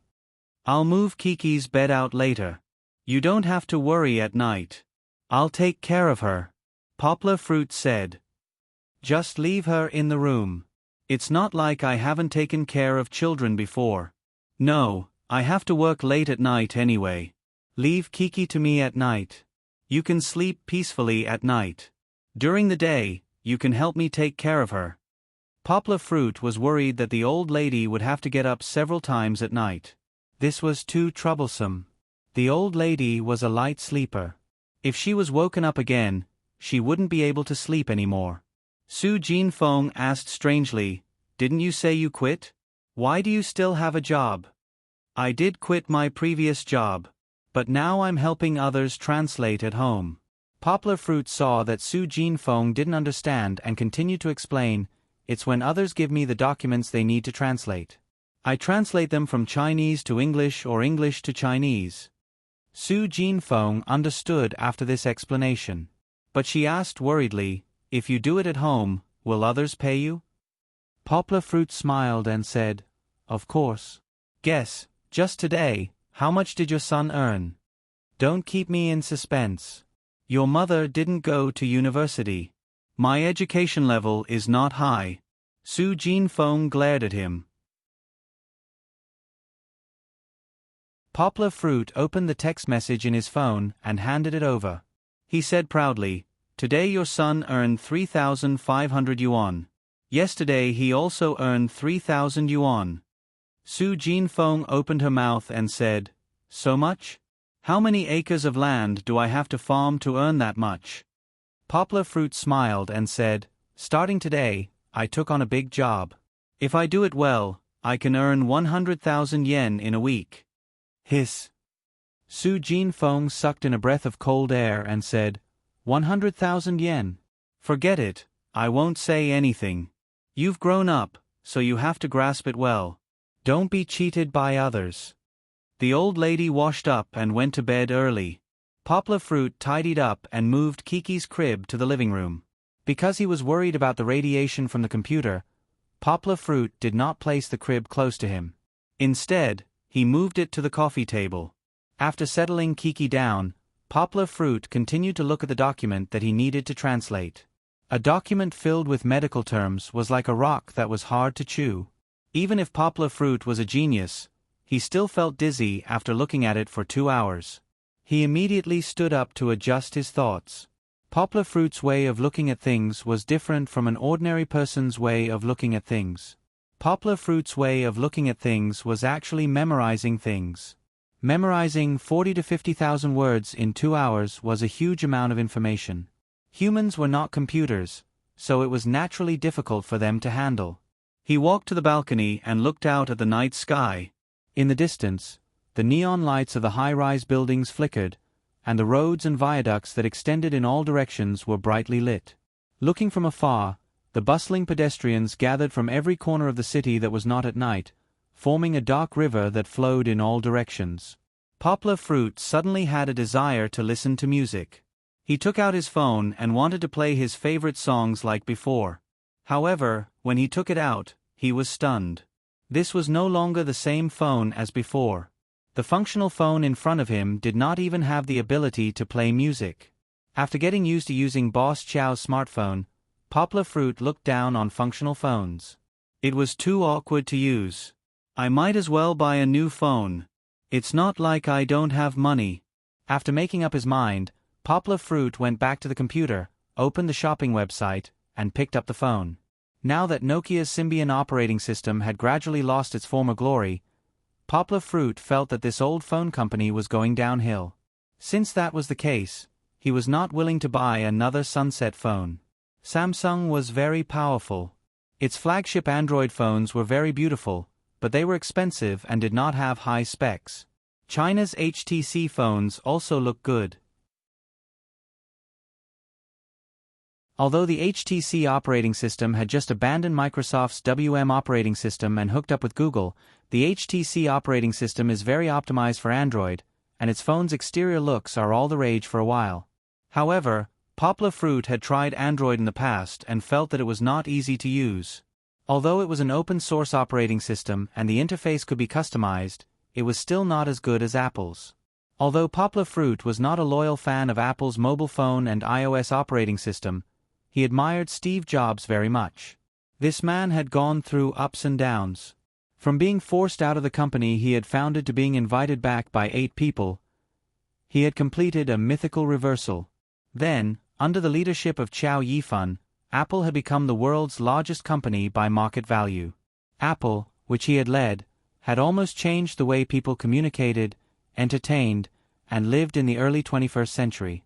Despite his great reputation, he was still a man with a strong will. That was not right. However, Chow Yifan was seriously ill. After suffering from cancer, he had lost a lot of weight. Yet, he still insisted on working. Supporting his products was also supporting Chow Yifan. After thinking so much, Poplar Fruit could finally open Apple's official website with a clear conscience. He stared blankly at the large picture of the iPhone 4 on the homepage and its advertising slogan, "Once again, change everything." It was said that looking back would be like a dream. Once again, would there be a miracle? Poplar Fruit stared at the screen and thought, or rather, sat there in a daze. Even if it was not the same one as before, would he still want to buy it? No, I'm just here to buy a phone. Poplar Fruit warned himself not to think too much. Indeed, even if he did not have those memories, Poplar Fruit would still choose the iPhone 4. Because it was simply too outstanding. The glass panel was black and clear, and the stainless steel frame was only 9 mm thick. 3 mm thick. And it weighed only 137 g. HD display technology and screen, superior processor performance, the camera technology that led all mobile phones, and Apple system that had always been good for user experience. Poplar Fruit had fallen deeply in love with the iPhone 4 since Chow Yifan had released it last year. Then let's buy it. Although it would cost 5,000 yuan, Poplar Fruit was not short of money now. After choosing the black 16GB iPhone 4, Poplar Fruit thought for a moment and picked out a beautiful speaker from the store. It could be played through the iPhone's Bluetooth or directly plugged into the speaker. Also, Apple's music playback had always been good. Poplar Fruit planned to use it to play some music for Kiki. When he placed the order, the official website asked if he wanted a free laser engraving service. Note, you can't engrave words on the iPhone, but this is the plot, so please don't hesitate. Poplar Fruit thought about it and accepted. But what should he engrave? Poplar Fruit fell into deep thought. Poplar Fruit could not think of any good ideas. He shook his head. Forget it, why bother? He typed La Memoire in the input box and continued to place the order. He filled in the address, paid, and closed the web page. The mouse wheel gently scrolled and Poplar Fruit began the boring translation work again.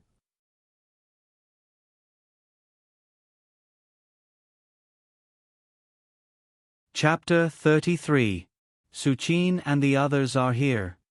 Standing at the entrance of the hotel, Su Jinfeng saw them from afar and happily said to Poplar Fruit. She had permed her hair today, wearing a peacock green top with a shawl, black slim trousers, and black high heels.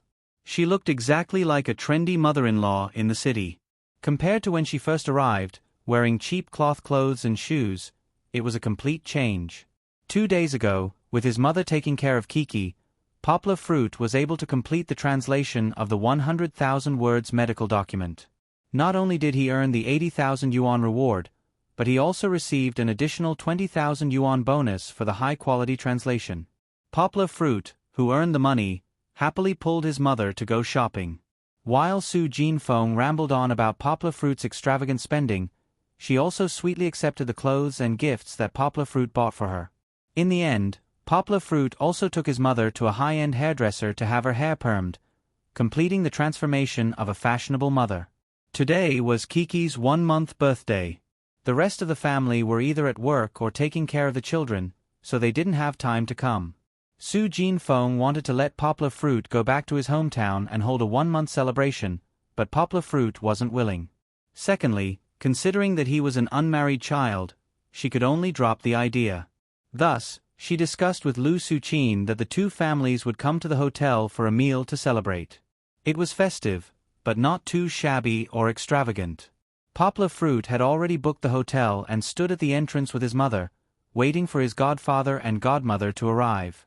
Big Sister Su, you dressed up so beautifully today. You look so much younger. As soon as Lu Su-Chin came up, she pulled Su Jinfeng's hand and the two of them chatted amiably. You're too kind. I'm a big sister from the countryside.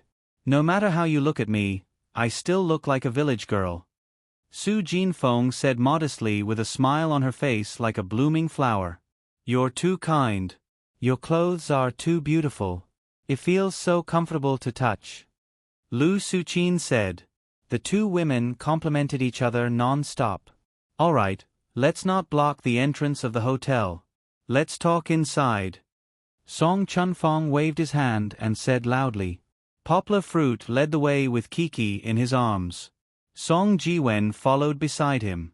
Su Jinfeng and Lu Su-Chin were chatting happily in the middle. Song Chunfong walked alone at the back. Pushing the door open, Poplar Fruit let them in. At this time, Lu Su-Chin took Kiki from Poplar Fruit's arms. The room was very luxurious, and the lowest cost was 1,999 yuan. However, today's star was Kiki. She was wearing a bright red baby tang suit that represented the festive season. This was also bought by Poplar Fruit the day before yesterday. The material was very delicate and soft. Just this one alone cost more than 500 yuan. Kiki was carried by several elders in turn. Poplar Fruit tactfully followed beside them. Therefore, Kiki was also very happy. Her big bright eyes looked at the people who were carrying her. Her little tongue was pressed against her lower lip, half in and half out. She was very happy. After playing for a while, the dishes were served. Poplar Fruit took Kiki and carried her in the baby stroller beside him. Through the adjustment, Kiki could see the table and everyone. They were not in a hurry to pick up the food. Everyone clinked glasses together to celebrate Kiki's first month of happiness, who was sitting in the baby stroller in a daze. When Kiki saw that everyone was suddenly looking at her, she was so happy that she waved her little hands, as if to express her gratitude and happiness. Poplar Fruit took out his phone and took a picture of her innocent and beautiful moment. Then, Poplar Fruit stood up and toasted several elders, thanking them for their care. The elders also encouraged Poplar Fruit, hoping that he would get better and better. Of course, rather than encouraging, it was more like teasing. They were taking this opportunity to urge Poplar Fruit to find a mother for Kiki as soon as possible. Their witty words made Poplar Fruit not know whether to laugh or cry, and he kept retreating in defeat. After that, Song Jiwen, who had been complaining about his hunger, shouted, "Let's eat." Then, he was the first to reach out with his chopsticks and pick up a piece of white-cut chicken to eat. The smooth and tender white-cut chicken, the roast suckling pig that was just the right size, the juicy and delicious abalone, the white and tender prawns, the shiny green vegetables, the osmanthus fish, the stewed soup, and so on. This table was filled with typical Cantonese dishes. The culinary skills of the chef were much more exquisite and delicious than Poplar Fruit's. The scene of toasting on the table did not last long. Because Su Jinfeng and Lu Suqin did not eat much, and Song Chunfeng usually had a lot of social activities, he only ate a little. They happily carried Kiki to the sofa at the side to chat and play with the child. Song Jiwen and Poplar Fruit benefited from a table full of delicious dishes. Both of them had a big appetite, and the dishes were delicious. They ate until their mouths were full of oil, and they were very happy. Song Jiwen swallowed a piece of roast suckling pig, pushed Poplar Fruit's arm, and whispered, "Lao Gua." Poplar Fruit turned to look at him in confusion while eating. "I'm going to move out," Song Jiwen said. He had this idea for a long time. Although the house at home was big, he had been thinking about renting a house himself. "Have you thought about it?" Poplar Fruit asked. "Well, that's right." Song Jiwen looked up at Lu Suqin and whispered, "It's too inconvenient at home.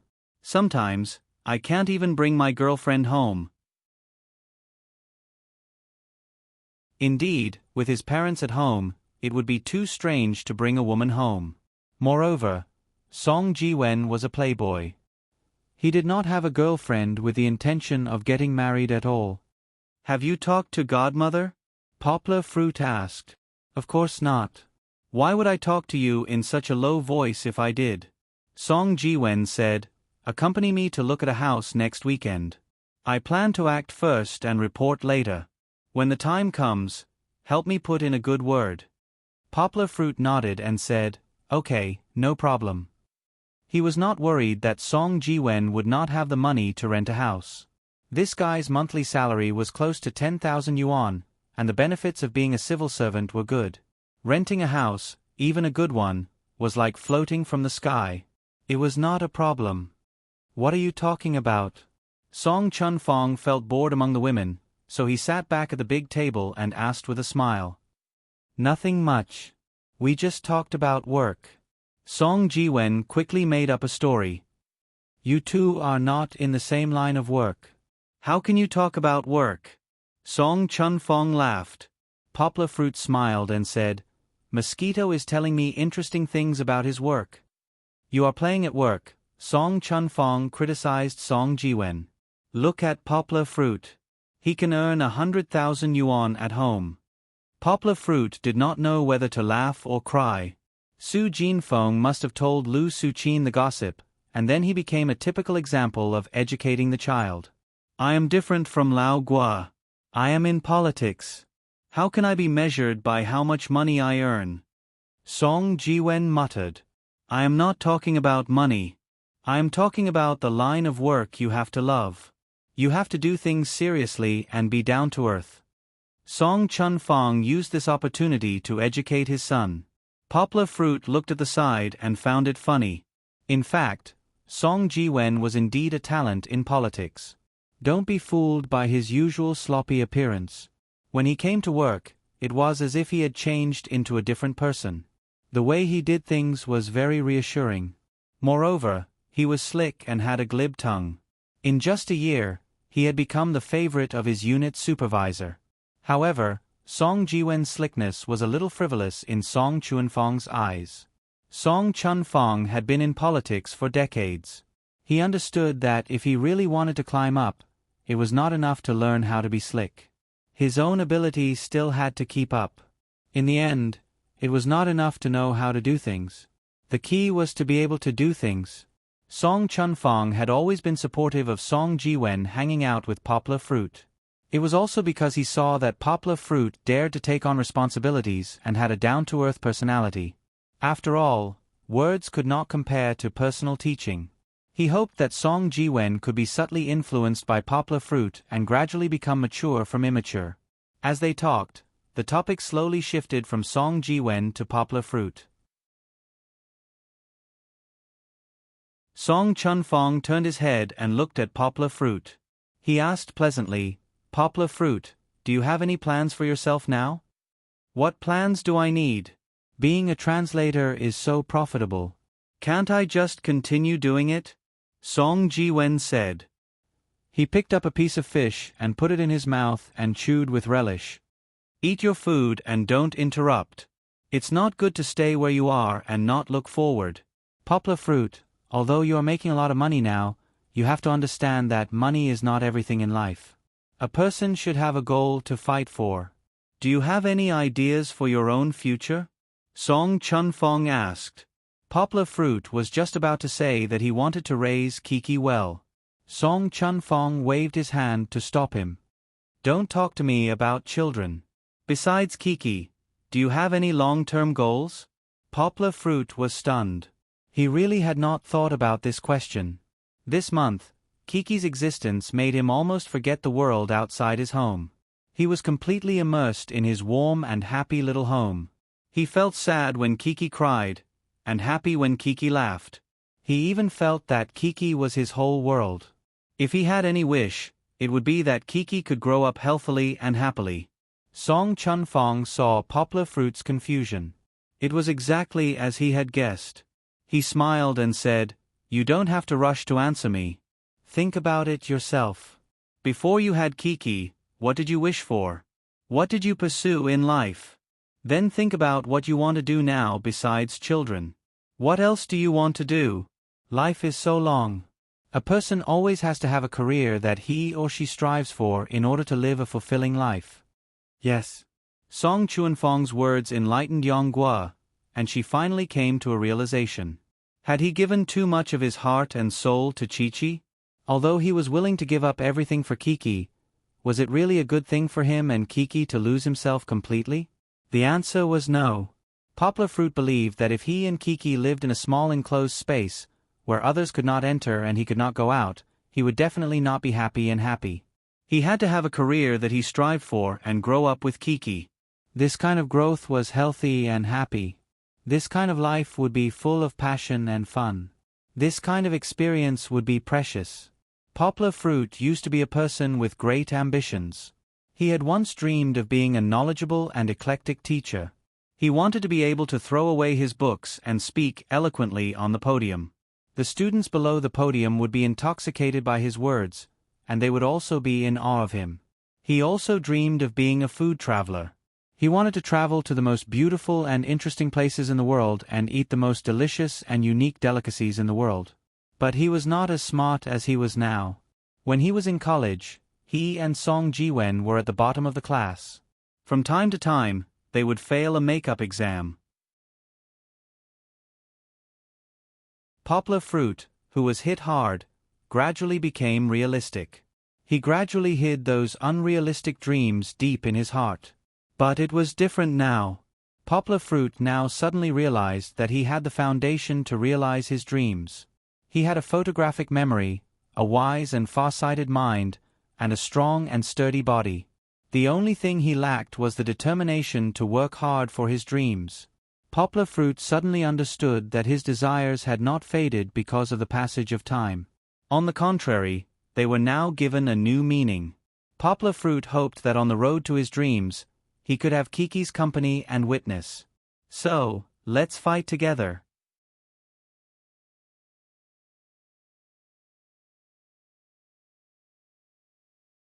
Chapter 34. Su Jinfeng returned home on the second day of Kiki's 1-month birthday.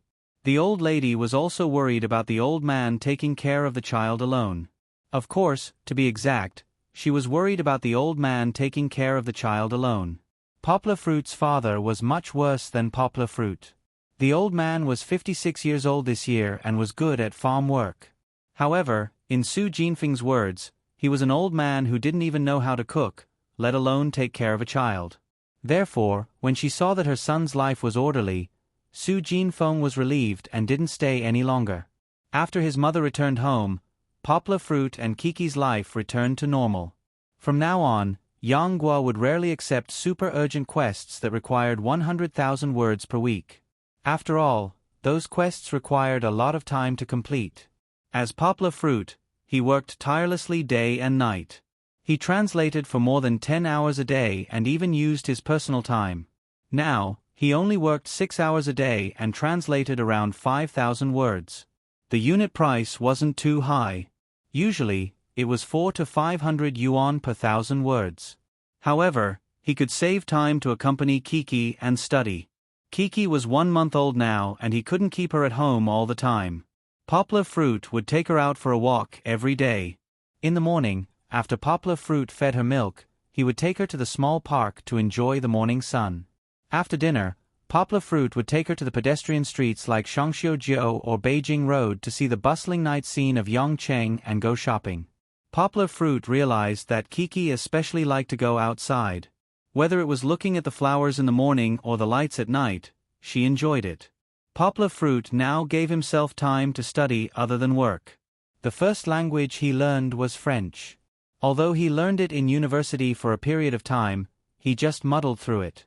He didn't know who had told him that French was a romantic language, but he didn't think so at all. Just the conjugation of verbs was a pain in the neck. A few years had passed, and what he had learned at that time had been handed back to his teacher. Picking up his old French book again, Poplar Fruit memorized words at night and struggled to understand grammar. In the morning, he followed the tape and read the text. French is not easy to learn. First of all, its phonetic symbols were very magical. Its uvula sounds were easy to learn, a bit like the prelude to coughing. However, when some notes encountered different notes, they would produce different sounds. This was only the sound of a single note. If there was a special combination, there would be consecutive recitations or concatenations. Secondly, the verb changes. The person, singular, plural, and tense would cause the verb to change. Often, a verb could have more than 10 forms, which meant that there would be more than 10 different ways of writing and pronouncing. Moreover, their changes were not very regular. Flipping open the conjugation table at the back of the dictionary, there were more than 10 pages of different types of conjugation. Not only that, but it was also categorized as masculine. Therefore, even though the French dictionary was not as thick as the English dictionary, if all the conjugation was included, the English dictionary was really nothing. The tenses in French were also more complicated than the English. For example, the present tense in French was divided into the direct tense, the subjunctive tense, the imperative tense, and the conditional tense. The other grammatical forms were also unpredictable. If one did not put in a lot of effort, there was no way to understand them. For example, the way numbers were pronounced was completely different from the logic of Chinese and English. 60 and below 60 were still okay, but above 70, it became the magical 60 plus 10, 11, 12. Then, someone asked, was 80 60 plus 20? No, 80 and 90 became 420 plus 1, 2, 11, 12. French is really much more difficult to learn than English. Even Poplar Fruit had to spend a lot of effort in the beginning to memorize the words and figure out the grammar thoroughly. There was still a long way to go before he could understand French news. Don't think that French news is easy. The recording of French texts is simply heaven and earth compared to it. It is as fast as a machine gun, and some French teachers may not be able to understand it. However, today, Poplar Fruit did not have the time to worry about learning French. When he was feeding Kiki at night, Poplar Fruit found that Kiki seemed to have teeth.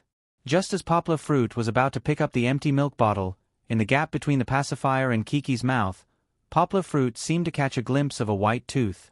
As if he had discovered a new continent, Poplar Fruit was a little happy, but also a little in disbelief.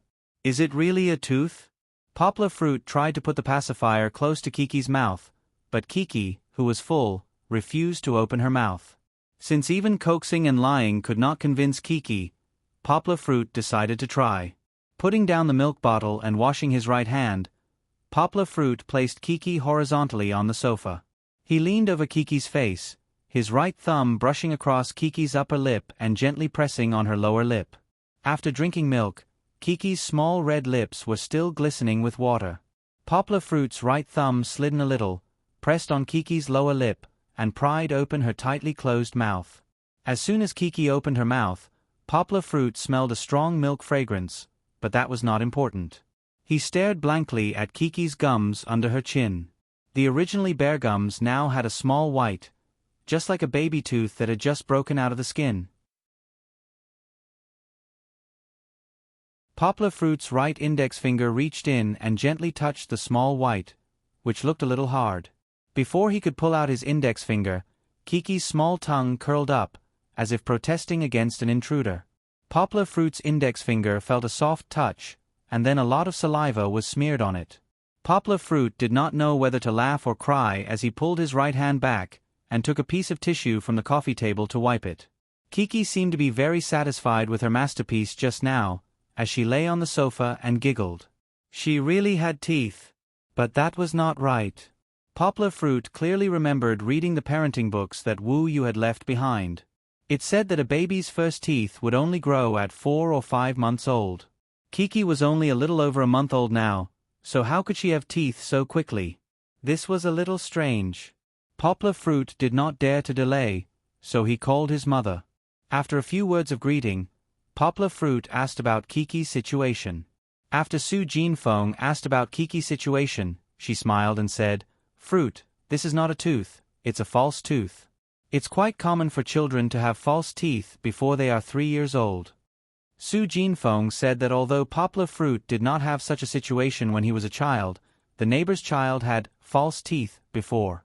At that time, it was very inconvenient to go to the hospital, so she asked the elders, and the elders introduced a local prescription, which was to rub the false tooth with a cloth dipped in salt water. Only by rubbing it, the child's real teeth would be able to grow smoothly in the future. After hanging up the phone, Poplar Fruit fell into deep thought. Using a cloth dipped in salt water to rub the hard lump in Kiki's mouth, wasn't it a little too cruel? How much pain would Kiki have to suffer? Poplar Fruit imagined the scene of Kiki crying as he rubbed her false teeth, and his heart ached. However, if he did not make up his mind to do it, would it affect the normal development of Kiki's real teeth? Poplar Fruit remembered that there was a saying in a book, "Spoiling too much is harmful." After hesitating, Poplar Fruit did not make up his mind in the end. It was still early, so he picked up the phone again and called head nurse Jiang, wanting to ask her if there was a better way. "Auntie Jiang. I'm Poplar Fruit. Yes, I'm not disturbing you, am I? I have a question to ask you." Over the phone, Poplar Fruit told head nurse Jiang about Kiki's situation and then told her about Su Jinfeng's treatment suggestion. Unexpectedly, Poplar Fruit was reprimanded by head nurse Jiang, saying that he was superstitious, did not believe in science, and only believed in rumors. It turned out that Kiki's white, grain-like thing was medically called epithelial beads, also known as horse teeth. It was true that it was not a real tooth, but most babies would go through this stage. It was actually formed by the accumulation of epithelial cells, so it was not a disease at all, and had no effect on the normal development of the child's teeth. As for the horse teeth, Poplar Fruit could choose to ignore them, because they would naturally fall off after a few months.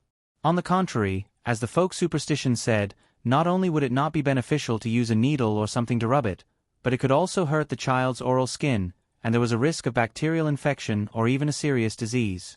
Although he was sweating profusely from head nurse Jiang's scolding, Poplar Fruit still felt very lucky. Fortunately, he had asked a professional, or he would have really harmed Kiki. Of course, Su Jinfeng also had good intentions, and she did not know the seriousness of the matter. However, after this incident, Poplar Fruit deeply realized that raising a child required science. He could not blindly do it himself, and he could not be superstitious about traditional methods. In order to better protect Kiki, Poplar Fruit felt that he still needed to learn more about pediatrics, or else he would still make some common mistakes in the future. With lingering fear, Poplar Fruit picked up Kiki and kissed her little face. Kiki did not know that she had escaped a disaster, and quietly laid in Poplar Fruit's arms. Her eyes began to blur, and her face was pressed against her father's chest. Her little hand unconsciously pulled on the corner of her father's shirt, unwilling to move. It seemed that she was sleepy, so Poplar Fruit stood up with Kiki in his arms. After coaxing her to sleep, he put her on her small bed. After returning to the living room, Poplar Fruit read for more than an hour. He suddenly thought of something. It was almost Children's Day. Although Kiki was not even a child, Children's Day was a day of celebration for every child. Poplar Fruit felt that on such a day full of children's laughter, he should do something for Kiki. But what should he do? Poplar Fruit thought about it while scrolling through Weibo on his phone. Hey! Kung Fu Panda's second movie is released. Poplar Fruit was a little surprised to see this news. Poplar Fruit thought of the cartoon that was popular all over the world 3 years ago. He thought of the cute panda that was pursued by countless children. That movie was humorous and interesting, and it swept more than $600 million in the box office worldwide. Back then, Yang Guo had also donated a movie ticket. At that time, she had also laughed out loud and liked it very much. Poplar Fruit made up his mind to take Kiki to see Kung Fu Panda 2 on Children's Day. He believed that Kiki would definitely like it. Poplar Fruit was very confident in his heart. However, Poplar Fruit seemed to have forgotten that his daughter was only 1 month old. Kung Fu Panda returned after 3 years, and it happened to be Children's Day. He estimated that the tickets would be very popular. Therefore, Poplar Fruit turned on his computer, logged onto the cinema's website, and bought 3 tickets in advance. Why did he buy 3 tickets? Poplar Fruit thought that he was bringing Kiki. If Kiki made a scene in the cinema, it was bound to disturb the nearby audience. Therefore, Poplar Fruit simply bought a ticket at the back, and then bought the 2 seats next to it. This way, the impact could be controlled to a small range. Poplar Fruit thought that he was very witty, but would it really be as smooth as he thought?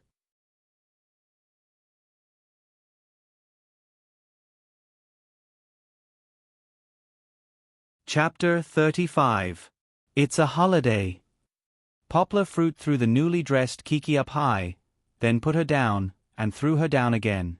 Of course, he didn't really throw her. Poplar Fruit's hands were tightly holding Kiki's armpits.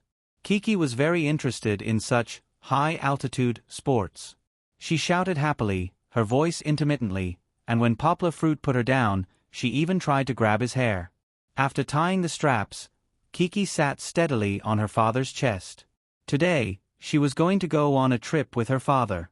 Poplar Fruit waved his right hand and shouted, "Let's go." Kiki giggled again. It seemed that her father's happy mood had infected her. Picking up the bag, his phone rang at the wrong time. Sky City's music came out from the bag. Who's calling? Poplar Fruit wondered. The warm atmosphere was interrupted. The phone screen showed that it was Duan Xueqing, a junior sister who had a good relationship with him. After connecting the phone, he heard Xueqing's soft voice through the phone into Poplar Fruit's ears. Is this Poplar Fruit's senior brother? Duan Xueqing came from Zhongnan, so her voice was soft. Poplar Fruit froze for a moment. He hadn't seen her for a few months, and this junior sister had become so reserved. He smiled and said, "It's me, Xueqing. Didn't I tell you to just call me Brother Yang?" Brother Yang. Is there anything you need help with today? I'm going to take my graduation photos in a few days. I want to invite Brother Yang back to school to take them together. I don't know if you're free on the 11th? Duan Xueqing asked carefully. Graduation photos? Sure. I'm always free, haha. Poplar Fruit laughed heartily. Really? That's great. That's great. Duan Xueqing exclaimed in a low voice. Duan Xueqing didn't hear the latter half of her words clearly, as if she had covered her mouth. I didn't expect it to be so fast. Xueqing, you're about to graduate. Poplar Fruit sighed. The scene of him welcoming the new arrivals at the train station surfaced in his mind. The slender figure struggling to drag a large suitcase was still so clear. At that time, she was wearing a lavender cap. Her long hair reached her waist, and her clothes were whiter than snow. When she raised her head, she was bright and beautiful in the sunless waiting room. Yeah. After so many years, she still hadn't changed. Her voice was still so soft and ethereal. When Poplar Fruit graduated and left school, she still had long hair that reached her waist and wore plain clothes. "How's your job search going?" Poplar Fruit remembered that when they chatted last year, Duan Shueching had said that she did not want to continue her studies, nor did she want to go abroad. She wanted to step into society as soon as possible. "Yes, I passed the civil servant exam in Guangdong province." Poplar Fruit slapped his head. Why were there so many people passing the civil servant exam? It was as if they had passed the exam easily. Poplar Fruit had taken the exam before he graduated last year as well, but the result was terrible. He didn't even pass the written exam. "Congratulations, haha. You'll have an iron rice bowl from now on." Poplar Fruit congratulated her sincerely. Poplar Fruit was very happy for her to have a stable job after graduation. "Yeah. Which department are you in?" "Jianghe Subdistrict. I'm a clerk," Duan Shueching said sweetly. "Jianghe Subdistrict? It's not that far from here. It's just the distance of 2 bus stops. Have you found a place to stay?" Poplar Fruit asked in surprise. "Not yet," Duan Shueching said. "I don't know how to find one." The girl was very good in her studies, but she was a little nerdy and otherworldly. "Okay, I'll help you look around to see if there are any houses for rent nearby."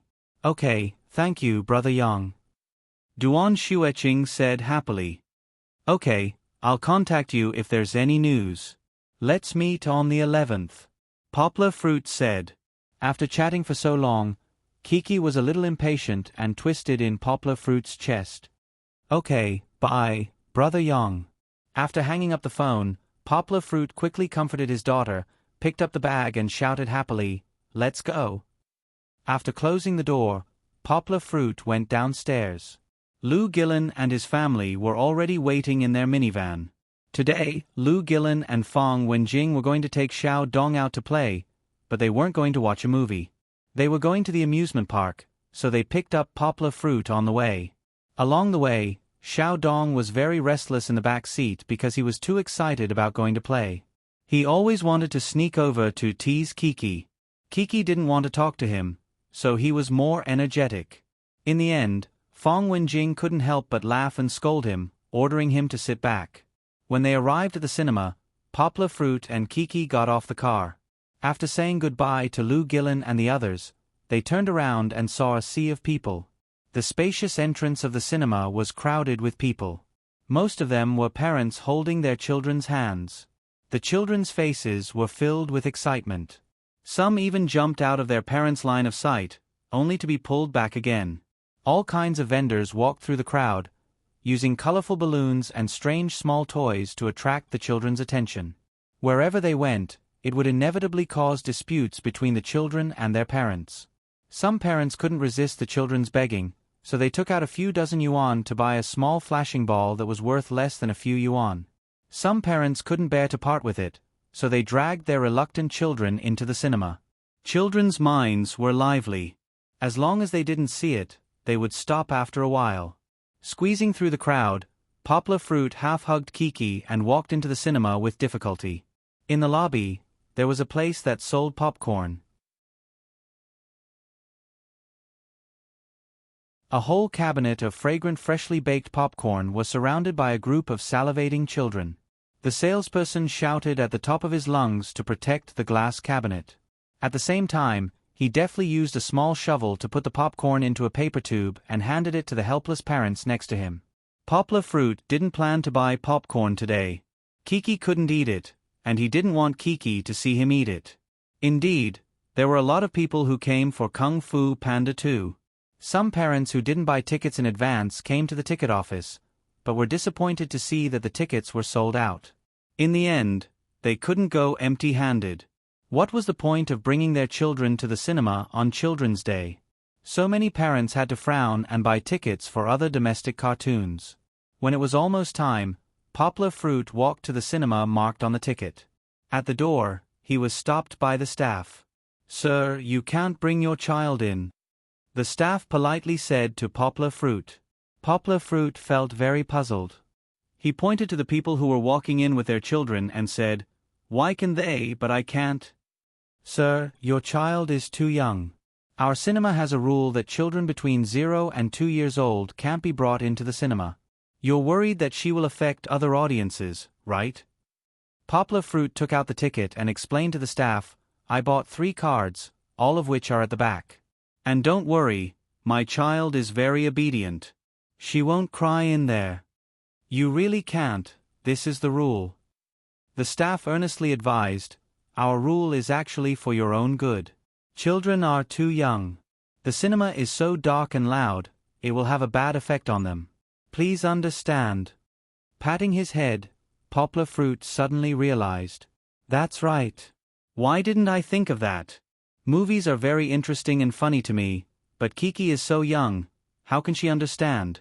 In such a dark place, where there are strange sounds in all directions, an immature child will easily be left with a psychological shadow of fear." After thanking the staff, Poplar Fruit walked out. He bitterly smiled in his heart. A carefully planned Children's Day activity to watch a movie was ruined just like that. He was really an incompetent father. Walking to the door, Poplar Fruit met another incompetent father.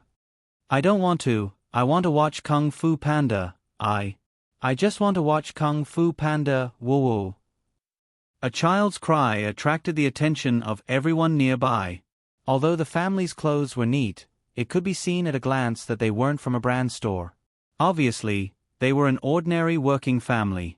The middle-aged father turned his head and looked around. He awkwardly lowered his head. He was not used to the feeling of being watched in public. He didn't know where to put his hands and feet. The mother squatted on the ground and softly comforted the child who was crying in disappointment. The child looked to be 8 or 9 years old. He was dressed very well, but when his tears flowed, it was like a flood that broke the dam. Yongwa touched the 3 movie tickets in her pocket that she hadn't used yet. She smiled and walked forward. The helpless father stood there, helplessly looking down at his wife and child. Suddenly, a stack of movie tickets was put in front of him, and a clear voice sounded in his ears. "I'll let you take a look at these 3 cards." The middle-aged father opened his mouth and looked up at Poplar Fruit with a look of disbelief. "Take it, it's the next scene." Poplar Fruit touched Kiki's soft hair and smiled. Oh. The middle-aged father hurriedly took out his wallet from his trouser pocket and hurriedly said, "How much is it?" He lowered his head and counted the money in the wallet. There was only 1 red bill, but there were a lot of loose change. Poplar Fruit's sharp eyes even saw a few brown 10 cents. Poplar Fruit held the movie tickets in his right hand and pressed down on the middle-aged father's hands and wallet. He smiled and said, "You don't have to pay, I'm not a scalper." Seeing the confused look on the family's face, Poplar Fruit continued to explain, "I originally wanted to bring my daughter to watch the movie today, but I was afraid that it would affect other people, so I bought a few more tickets. But she's too young. She was only 1 month old a few days ago, and the theater didn't let her in. So these tickets were going to go to waste, but since you guys happened to come, you can take them." "How can I not pay you?" the middle-aged father said embarrassedly. His wife quickly stood up and agreed. The little boy, who realized that things had taken a turn for the better, wiped his tears and stopped crying. "You really don't have to," Poplar Fruit smiled and said, "It's just 3 tickets, it's not worth much. Hurry up and go watch it. Hall D, it's about to start." After taking the movie tickets, the family of 3 bowed to Poplar Fruit and thanked him profusely. Then, they happily rushed to the theater. Poplar Fruit smiled as he watched them leave. He felt very happy. Although it was just a small matter for him, it was an incomparably precious gift for this family. He had put in a little bit of effort, and in exchange, they would be happy for a holiday, and even smiles for many days. Giving roses to others, the hand will have a lingering fragrance. Poplar Fruit felt that it wasn't that he didn't gain anything. All of this was seen by Kiki. Of course, she couldn't remember it in her heart, but Poplar Fruit believed that good conduct would be imprinted in Kiki's subconscious. Although he couldn't watch the movie, Poplar Fruit was still very happy. He took Kiki to the children's mall. He wanted to buy some accessories and toys for Kiki's crib. He often saw these in some American movies, and they were very beautiful. On Children's Day, Poplar Fruit decided to decorate Kiki's night with a bright starry sky.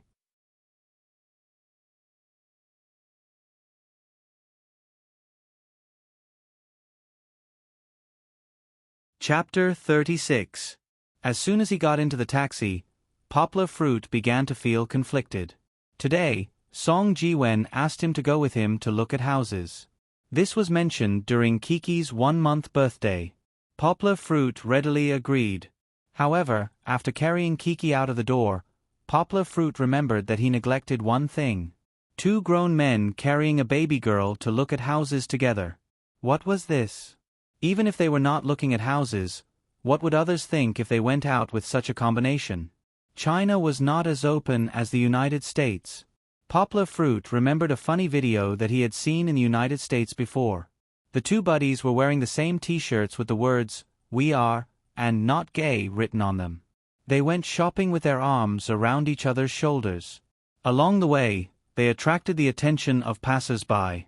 They thought that it was all due to their performance art.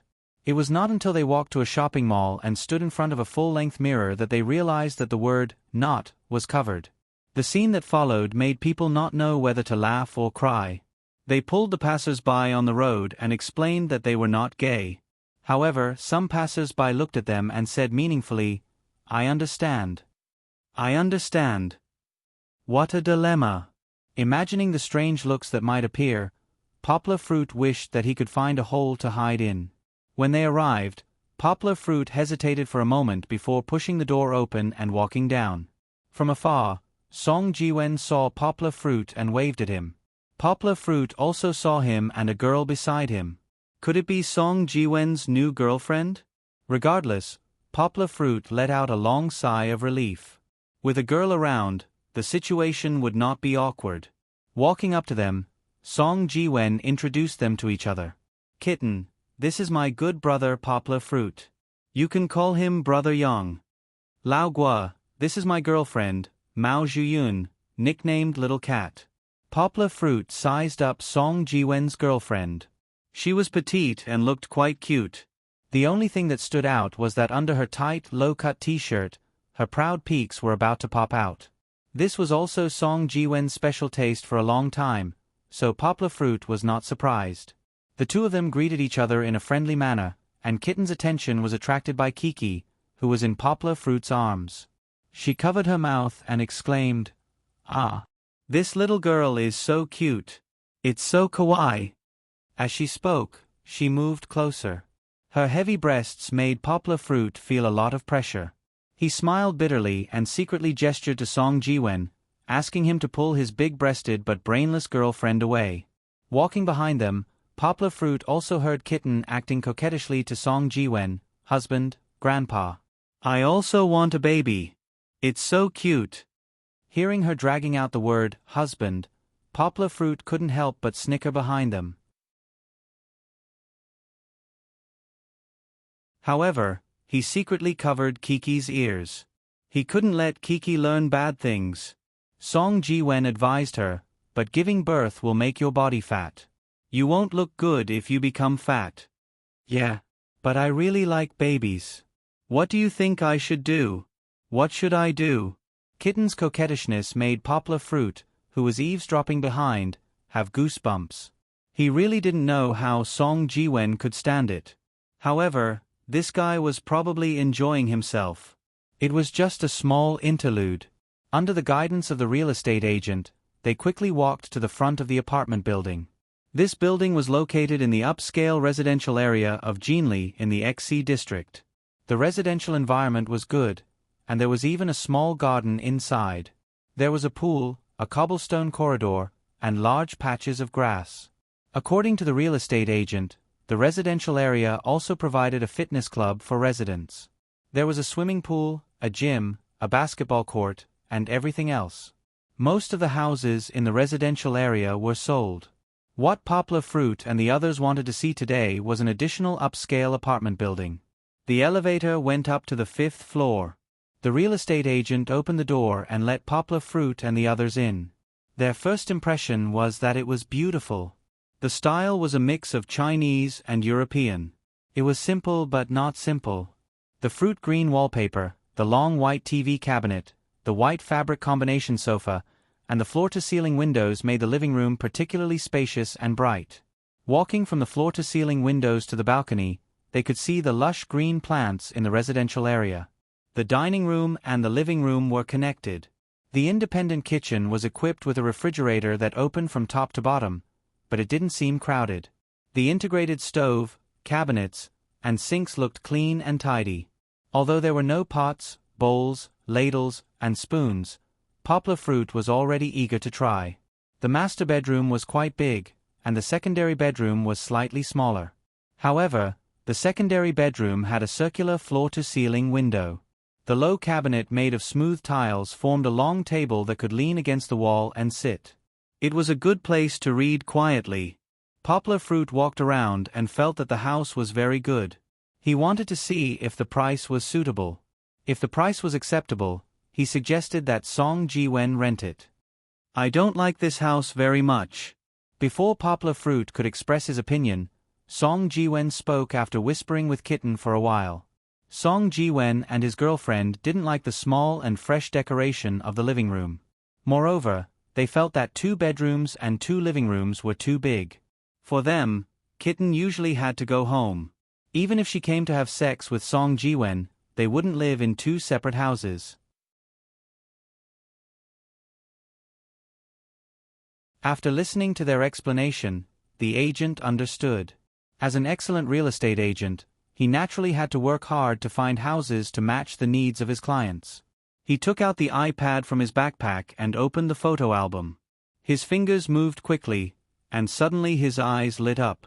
He smiled and said, "Mr. Song, according to your request, I found a house that matches you. I believe you will like it. And this house is on the 5th floor. Do you want to come with me to have a look?" Since he was already here, it wouldn't be a waste of time to see one more, so Song Ji-wen agreed. The agent then made a phone call and asked his colleague to send the key over. Before walking out of the house, Yong-woo turned around and looked at the house again, deep in thought.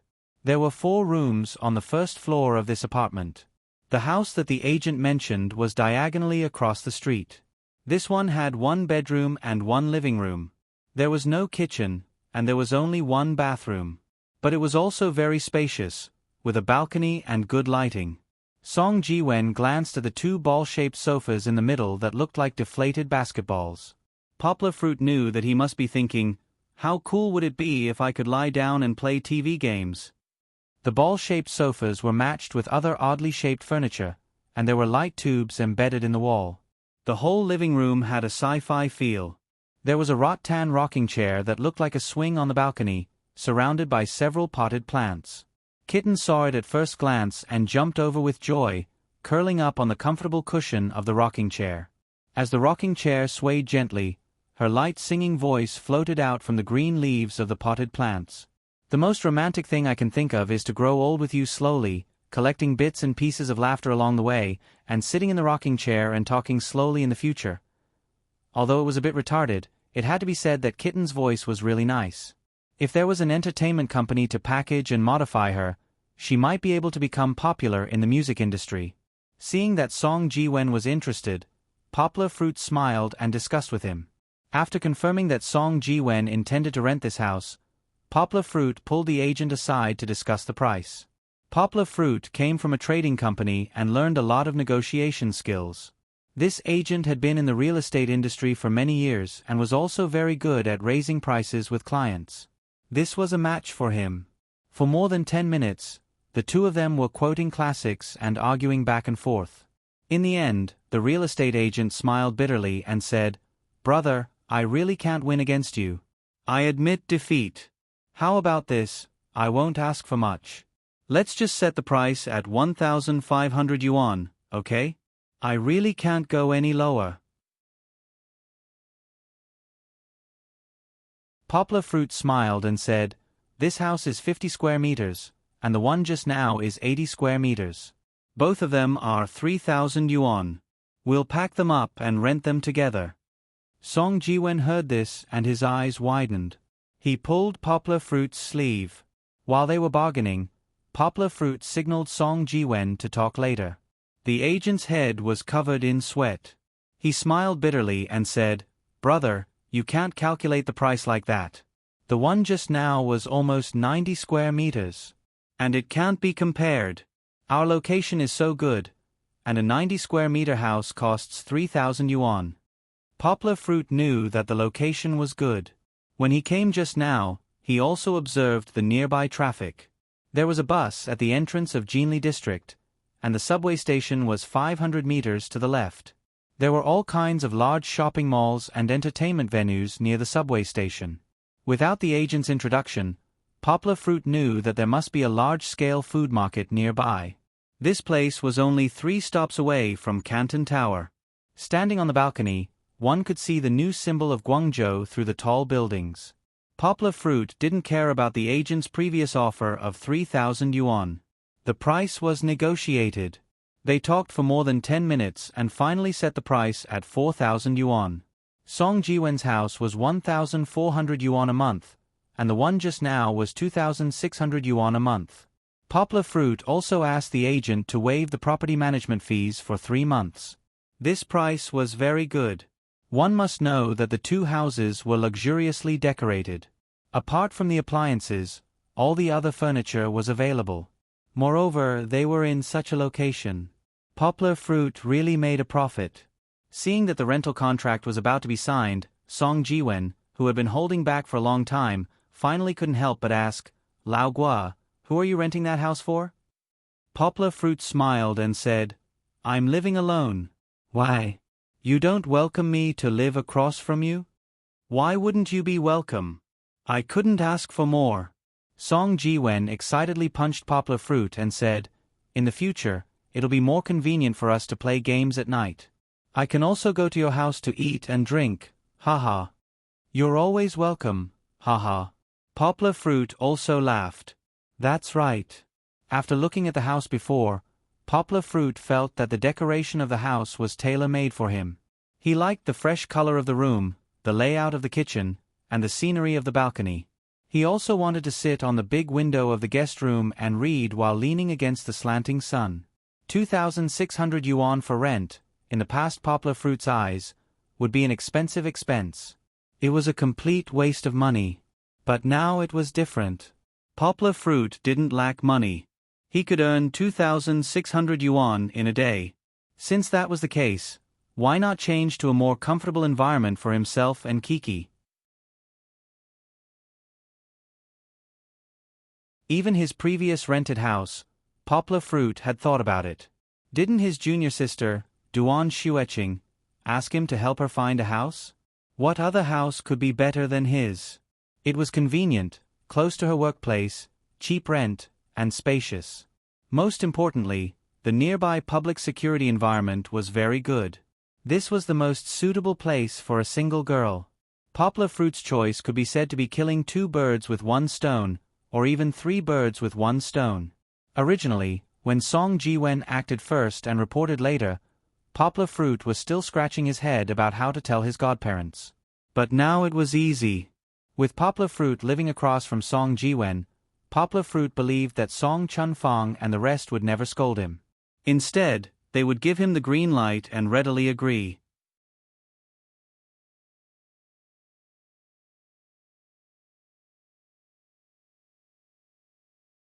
Chapter 37. After leaving the foreign trade company, Poplar Fruit thought that he would never have to see Brian again, but the world was so small. Walking out of Jinli community, Poplar Fruit was waiting at the bus stop with Kiki in his arms. Without waiting for a taxi, a black Toyota slowly drove over and stopped in front of Poplar Fruit. While Yonghua was wondering, the car window rolled down, and that familiar face that deserved a beating popped out. "Yo, isn't this Poplar Fruit?" Brian said vaguely with a cigarette in his mouth. Yonghua glanced at him and couldn't be bothered with him. "What? No food after resigning? Where did you kidnap a child and come to this rich man's place to beg?" The more Brian spoke, the more excited he became. His upper body was leaning against the car window, and most of the buttons on his shirt were unbuttoned. His chest was so thin that his ribs could be seen. His skin was pale, and there was a silver cross around his neck. Yong's eyes were sharp, and she could see the crucifix on it. Poplar Fruit frowned and covered Kiki's ears so that these dirty words wouldn't disturb Kiki, who was sleeping. "I'm telling you, if you go against me, you won't have a good time." Seeing that Poplar Fruit didn't answer, this guy became more and more proud. He took a puff of his cigarette and spat it into Poplar Fruit's arms. "If you can't do it, then run. If you run, your little follower will be in for a tragedy." The thick white smoke was spewed towards Kiki. Poplar Fruit jumped out of the way and covered Kiki's mouth and nose. This was intolerable. How dare he spit at Kiki? Poplar Fruit could no longer hold back the anger in his heart. He protected Kiki's little head with his left hand and strode forward.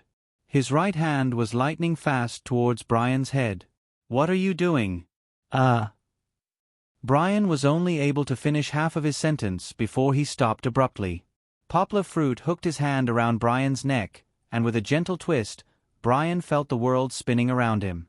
His whole body was flipped 180 degrees, and then he was pulled out of the car. If it weren't for Poplar Fruit, he would have fallen head first to the ground. Lying on the ground, Brian's nose was burned by the cigarette in his mouth. He finally woke up from his dizzy state. Wow. Wow. While making weird noises, Han's hands moved randomly on his face. He wanted to turn over, but found that one of his feet was still hanging on the window. After struggling and rolling, Brian finally stood up from the ground. His nose was red as if he had been stung by a wasp. The cigarette but fell to the ground, splashing a few sparks. Suddenly, a large shoe stepped down, covering the sky and covering the earth, annihilating the last bit of light. Poplar Fruit fiercely twisted the ground with his left foot. Brian, who had just stood up, was so scared that he took a few steps back and put his hands into a defensive posture.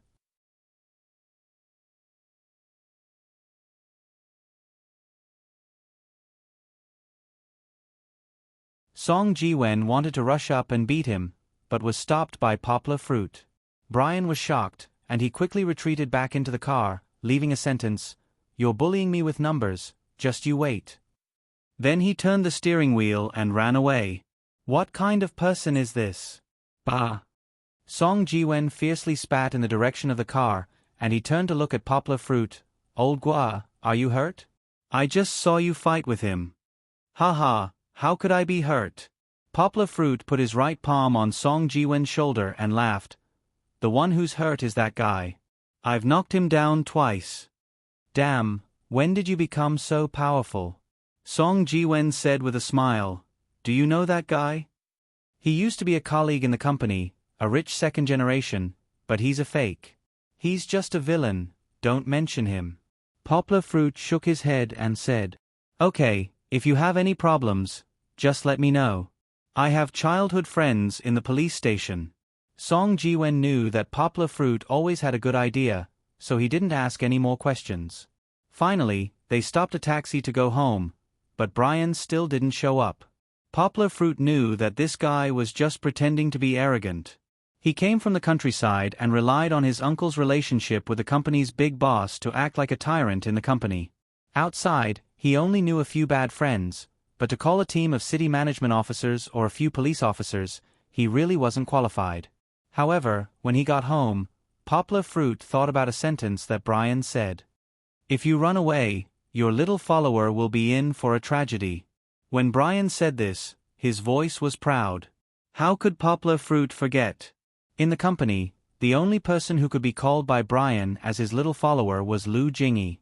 Could it be that he made things difficult for Jingyi? Poplar Fruit put the sleeping Kiki on the crib and covered the mosquito net.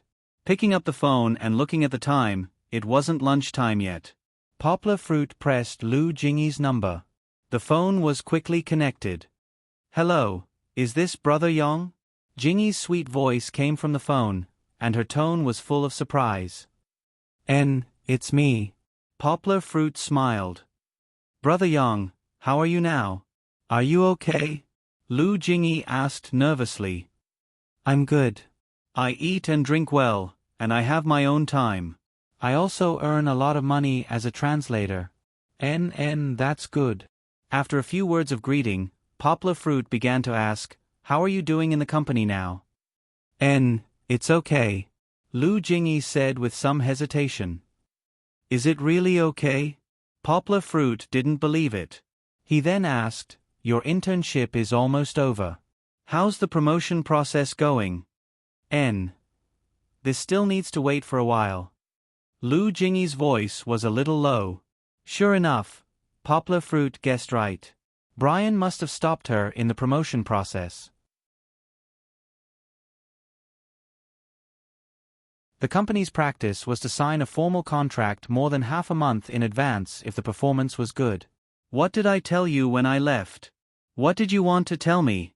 You're still hiding it. Did Brian make things difficult for you? Poplar Fruit frowned and said, I. Lu Jingyi began to cry and couldn't speak clearly. Was it so serious? Poplar Fruit didn't expect Lu Jingyi to cry. He comforted Lu Jingyi and scolded Brian in his heart. While Lu Jingyi was sobbing, Poplar Fruit intermittently asked about the cause and effect of the matter. It turned out that after Poplar Fruit's resignation, Brian targeted Lu Jingyi, who was gentle and weak, and treated her as Poplar Fruit's confidant.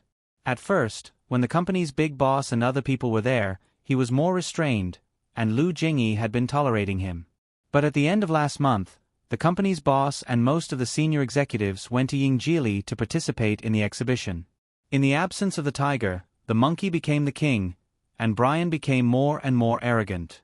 He and the deputy manager of the personnel department, who had a good relationship with him, began to make things difficult for Lu Jingyi. He even asked Lu Jingyi to accompany him for one night, or else she would not be promoted. It was unknown whether he really liked Lu Jingyi's beauty, or deliberately wanted to retaliate against Poplar Fruit. Poplar Fruit felt that it was a combination of both. After all, Brian's debauchery in his private life was known to everyone in the company, except for the big boss. Lu Jingyi naturally couldn't agree, but seeing that her internship was about to end in half a month, and that she still hadn't decided on a permanent position, she was also depressed, anxious, and wronged, but she didn't know who to talk to. She just forced a smile and hid it from Poplar Fruit. Now that it was exposed by Poplar Fruit, the long-suppressed grievances in her heart poured out like water from a broken dam. Comforting Lu Jingyi with good words, Poplar Fruit was also secretly thinking about countermeasures. It seemed that he had just let Brian go after throwing him twice. Poplar Fruit didn't expect that he was not only a villain, but also a dirty, shameless, and lustful villain. If Poplar Fruit knew about this, beating him into a panda would be a light punishment. But beating him wouldn't solve the problem. There was no way to let Lu Jingyi continue to stay in the company if he beat him up. And if he hurt him, he might have to pay for it. To beat a snake, you have to hit where it hurts. To deal with a villain like Brian, you have to make him completely lie down and never rise again. But where was his weak spot? Poplar Fruit laughed in his heart. Brian's weak spot was too obvious.